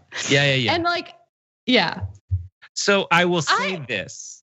Wait, was there a question? I was gonna make my prediction about you. Oh, bring it. I don't know. Bring it. Yeah. No, bring it. I can't wait for this. You seem like a lovemaker. So I'll tell you what. There was a time when I was not that love maker, and I didn't know that about myself until I was in college. And my roommate was like, Brett, because it was a roommate situation, but I had a room, and then there was a door, and then there was another room. So we each had our own rooms to do whatsoever we pleased. And it wasn't until my roommate, who's a great dear friend of mine to this day, said, Brett, I'm gonna do my impression of you. And I was like, what? It's like when you hear your own voice played back to you for the first time, you're like, I don't sound like that. He's like, no, sir. And then there was a young Brett who was like later just following his instincts. And I heard myself essentially just going, and I decided from then on, I would change my ways. And but now I'm an old man, I'm old graybeard, and it's whatever it is. They're all either, it is what it is. You get it where you can get it. You do it how you want to do it. You listen to your own internal Pied Piper, as it were. And drive the snakes wherever you want. There you go, baby. There you go. There you go, baby. Yes. There you go. You know what I mean? Yeah. I do. But I feel like that's part of and I think this is what you're alluding to. It's like part of a maturity thing, right? Like, yeah. Sometimes, yeah, it's just a maturity thing, part of it. Like, I don't know. Yeah. I like my intimacy to avoid mirroring who I am in my work life. So what I'm sure you know what that means. Like, I do not want to be the dominant one. Like, I don't want to, anyway. I like to be dominated. Like, that's what you're like Chuck Schumer. You're like a Chuck Schumer. You're like a total Chuck Schumer. Yeah, like I don't want to tell you what to do. I want you to tell me what to do. Like, I like that. It's just so, yeah. It's just nice. It's nice to like just kind of really go with the flow in that part of my life. It's very nice. And I have that stallion to take control and do what he does. I don't have it at the ready to show his face currently. But we can, within minutes, witness the stallion. Oh my gosh! Would that be weird? You're right. I don't want to bring it up. Don't. Because I do want to save enough time to talk about this Wall Street Journal thing that I came across last night. Because I just found it so fascinating, and I thought about how everyone does this in their own way. Okay, so just think about that as I present this to you. So now, because of the pandemic, many people are trying to feel normal in an abnormal situation. And so the Wall Street Journal, their lifestyle section, talked about, men who typically wear suits to work, still wearing suits, even though they're working from home.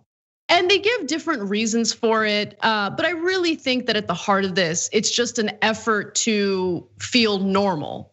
Even though things are chaotic, they feel abnormal because they are abnormal. I'm gonna read a few excerpts from the piece where they write Graham Pickering, a 31-year-old, and also an engineer for an energy company outside New Orleans, continued to button up his dress shirts and blazers each day, He was quoted as saying, "I just wanted to put my best foot forward because we're a traditional conservative company in a conservative industry. I didn't want to appear to be taking advantage of working from home." So that is a bad reason. That is a horrible reason in my, like, you should still, of course, like, you got to keep the professionalism as much as you can, even if you're working from home. I get that. Like, you can't be a complete slob. But the best way, in my opinion, to stay happy is whenever something crappy happens, try to look at the potential advantages of the crappy thing that's happening and lean into that. Being able to wear your sweats is what you should be leaning into. Like look forward to the upsides. Like, what are the upsides of working from home? And try to enjoy those things. Like, we're a conservative company, and who cares? Who cares if you have a conservative company? Like, do your job. And like, if you like to wear suits because you like to wear suits, that's fine. But like, I don't know. I just think like people are taught to like self-apply these ridiculous like pressures that they don't really need to abide by. I don't know. Like, that's how I read that. 100%.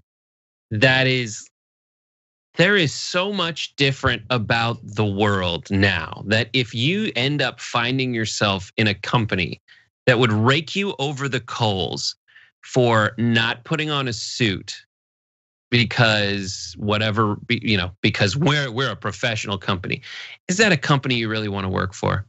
I would follow that up with maybe that dude is exactly the kind of person who wants to work for a company like that. But I guarantee that employee that the people at the company he works for are all exploring ways to really embrace the things they found out about their own company during this time. And one of them might be doing away with you anyway, buddy. So at the very least, maybe you should try to find out the ways you can not take advantage, but at least like live life to the fullest in such a dire, sad, horrible time. Like, I remember, it's funny that I think about this now, because I mean, things obviously have devolved so much since the beginning of the pandemic.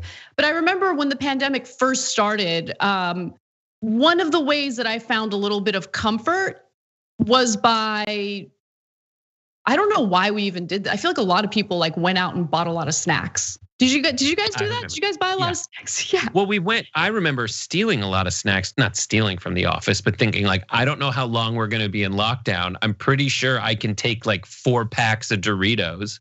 And I did that. Oh, yeah. But there was this moment when we all left the office when I think everybody, like, I remember that day, Tim Frisch and a handful of other people were helping to take marijuana to his house, or at least load the cage up in his car, his truck, or in Jesus's truck, I think it was, to drive out to, not close to the office to go to Tim's house. And there was, and I remember being like, I don't know when I'm gonna get food. I stopped at a market that was like, didn't have a line out the door as everyone was frenzying. It was one of those like family run markets that's not quite a corner store. I think it was like Italian or something. Like an Italian market run by the DiGiorno family or something. And just being like, I'll get 4 pounds of salami because that keeps. And we just ate the crap out of it. Yeah, and now I remember why we did the snack thing, because snacks usually have preservatives and they'll last a lot longer. And I don't know, for some reason, it's crazy what it's like mob mentality a little bit, where like if everyone's doing something, you start panicking and you start doing the same thing. So like I didn't like buy an insane amount of toilet paper, but I did get worried about the supply chain and what if there isn't enough food. And you see the empty shelves, and we never see empty shelves in America. Like everything that we were taught to expect, because we're exceptional and we're never gonna have empty shelves here in the United States. Like, regardless of how progressive you are, like, you still somehow that propaganda like does like settle in your mind. And I would have never guessed in a million years that I would have difficulty finding toilet paper or masks or food. So yeah, so all my emphasis was on, okay, food that's non-perishable. And so I bought so much dried fruit covered in chocolate, of course. I bought so many nuts, like covered in chocolate, of course. Like there was so much chocolate in our pantry, it was insane. Dude, chocolate's a survival item. They put chocolate in like MREs for, people in the military because it's a very effective way to get calories. Get calories and also stay emotionally stable, obviously. So it kept me happy. But yeah, so like I guess that was one of my ways of like, ooh, we have cool snacks and I don't have to deal with the commute. Like I really did try to lean into like the positives, even though of course I was terrified. I didn't know what the future was gonna hold. I didn't know if our company was gonna survive. Like all of that stuff was of course going through my mind. And like for these guys, I guess what feels normal is getting dressed up. So I don't wanna take that away from them. But again, that Graham Pickering guy, the reason he gave kind of sucked. Let me give you the good reason though. So many suit aficionados also took the recent holidays, peculiar and socially distanced though they were, as an opportunity to pursue their hobby. On New Year's Eve, Mr. Sukumar, of Washington, D.C., put on a tuxedo to pick up Korean food from a local restaurant. On Christmas, Mr. Martins of Idaho and his wife got dressed up in their finest formal wear just to sit on the couch and drink wine. It was a way to pretend things are normal in a very abnormal year. And I respect that. I like that.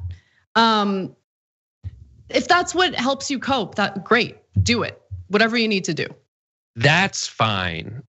Only if it's the fun one. Like if it's to have fun, but if it's like, I don't feel like a human being unless I'm in a suit working. It's like you need to take a moment. This is your black swan moment to say, the world's different. It's not gonna end if I don't wear a freaking suit. I don't know. I had like one moment. I worked at a company, at a talent agency, and then we had, and I was an assistant, and some people had casual Friday, and I tried it once.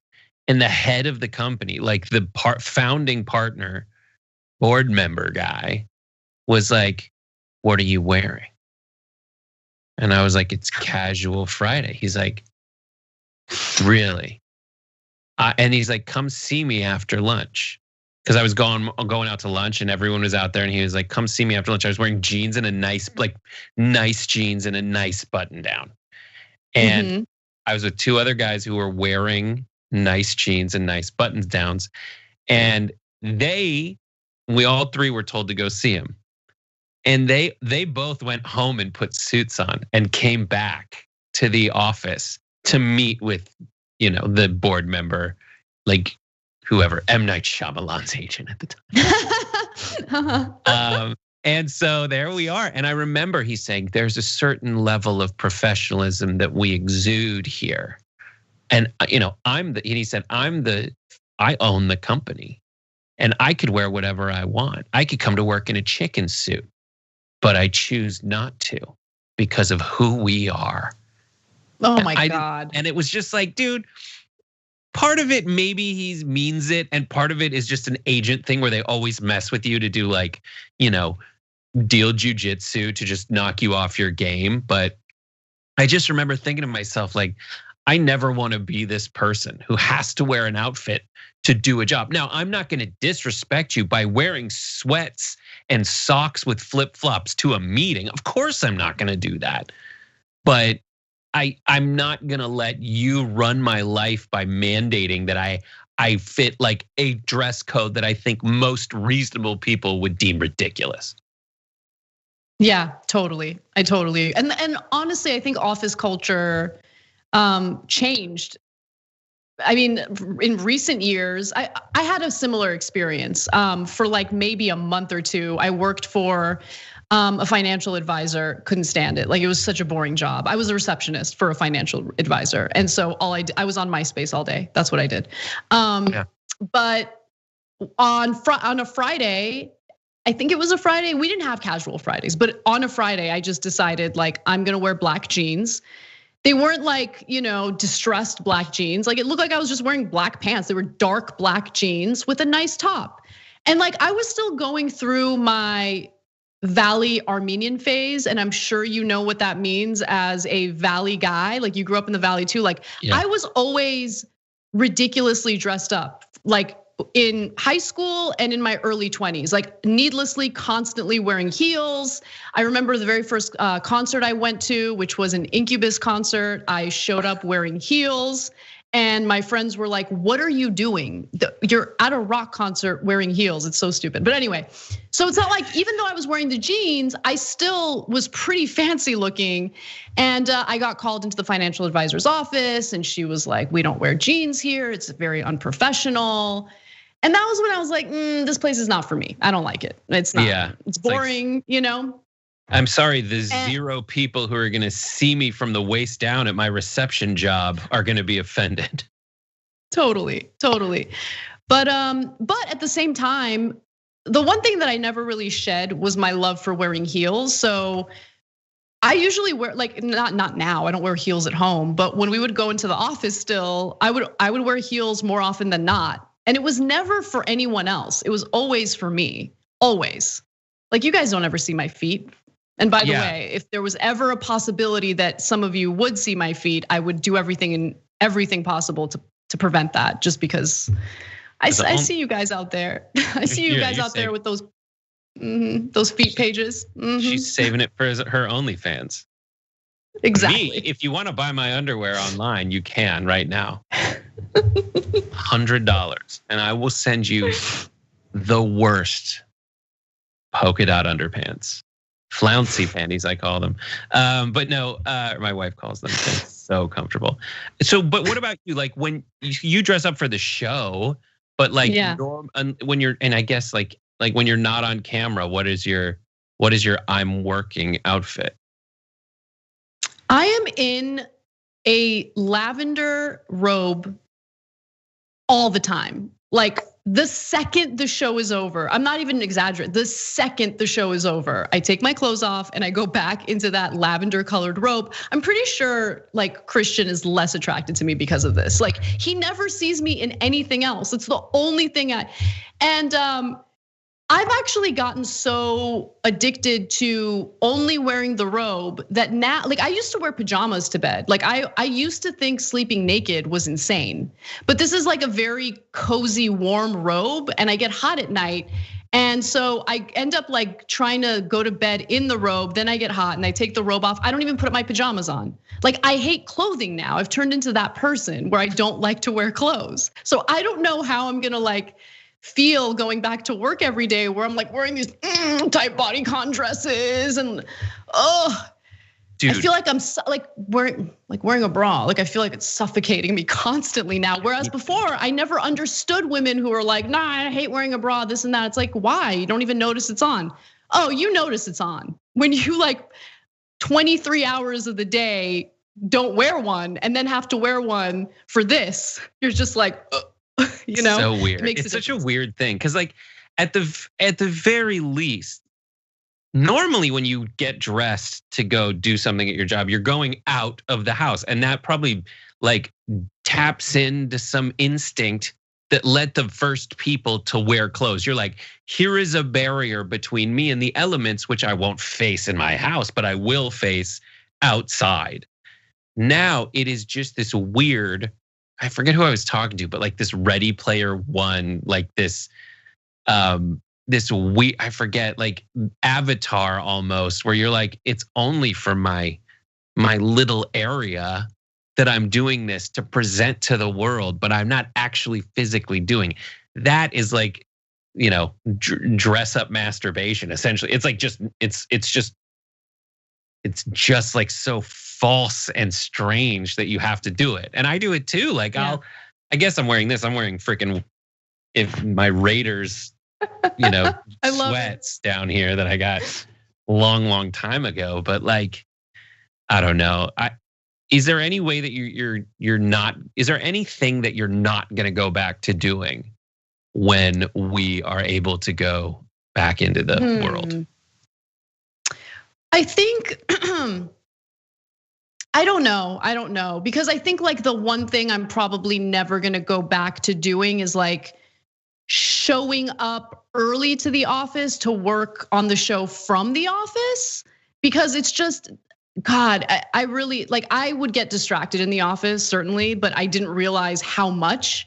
And now, like, I read a lot more, and I love that. Like, I don't just like read an article or two. Like, I just have more time and more focus to like go deeper into like the stories we're gonna talk about. What gets frustrating, and I'm sure you guys have seen this on the show before, is because of like, we have a formatted show, and like, I wanna share so much with you guys, like, but I learned this and I wanna share it, and then we gotta go, and that like gets me super, super grumpy. I'm glad we went back to a 2-hour show, because I think I share more of like what I want to talk about rather than just presenting like the basics.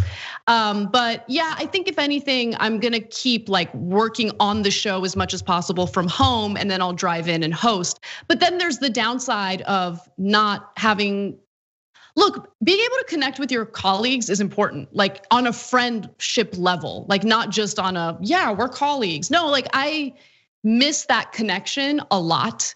And there was like a period of time, this is inside baseball, but I'll share it, where when we do our production meetings, I was like, you guys don't have to turn on your cameras, because I do think forcing people to turn on their cameras for a meeting is invasive, and I'm not in favor of that. But I wanted to suggest, if you want to, turn on your cameras, because I felt like that would help us, maybe keep that connection going.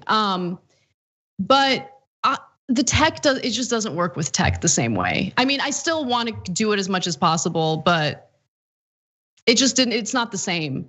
Like, it's not the same as like John coming to my desk while I'm in the middle of producing a story and I'm stressed out, and he'll be like, you want to go to the truck? And that means the food truck. Yeah, and there's always that moment, right, where you're like, oh, I'm so busy and I should be focusing on the story. But yeah, let's go. And I'll kill 30 minutes of my day to go have lunch with John. It's rare, but I miss those moments. Like, it's nice. Yeah, it is definitely all changed. The only person I spend time with is my wife, period, for a year. We haven't killed each other that much yet. So that's it's yeah. I love Christian. He's got to go back to the office. Like, I get that. I get that too. I know that when my wife would I want to miss him. I want to miss him. I want him to miss me. Like, I'm actually like, we're doing fine. There's no conflict. There are no problems. But yeah, when you're with the same person every day, like you just start we've gotten into the habit of being on our phones during our free time, and we got to stop that shit. We didn't do that before. But now it's just kind of like, oh yeah, you're here all day, so whatever, I'll just be on my phone. It's not a big deal. Like we have forever to be together with quality time. And like your mind just goes into that mindset, and it's not good. There's a game that people are playing now called Rust. And it's basically naked and afraid survival on an island, and you just wake up on an island and there's resources and stuff, and you get to build a house.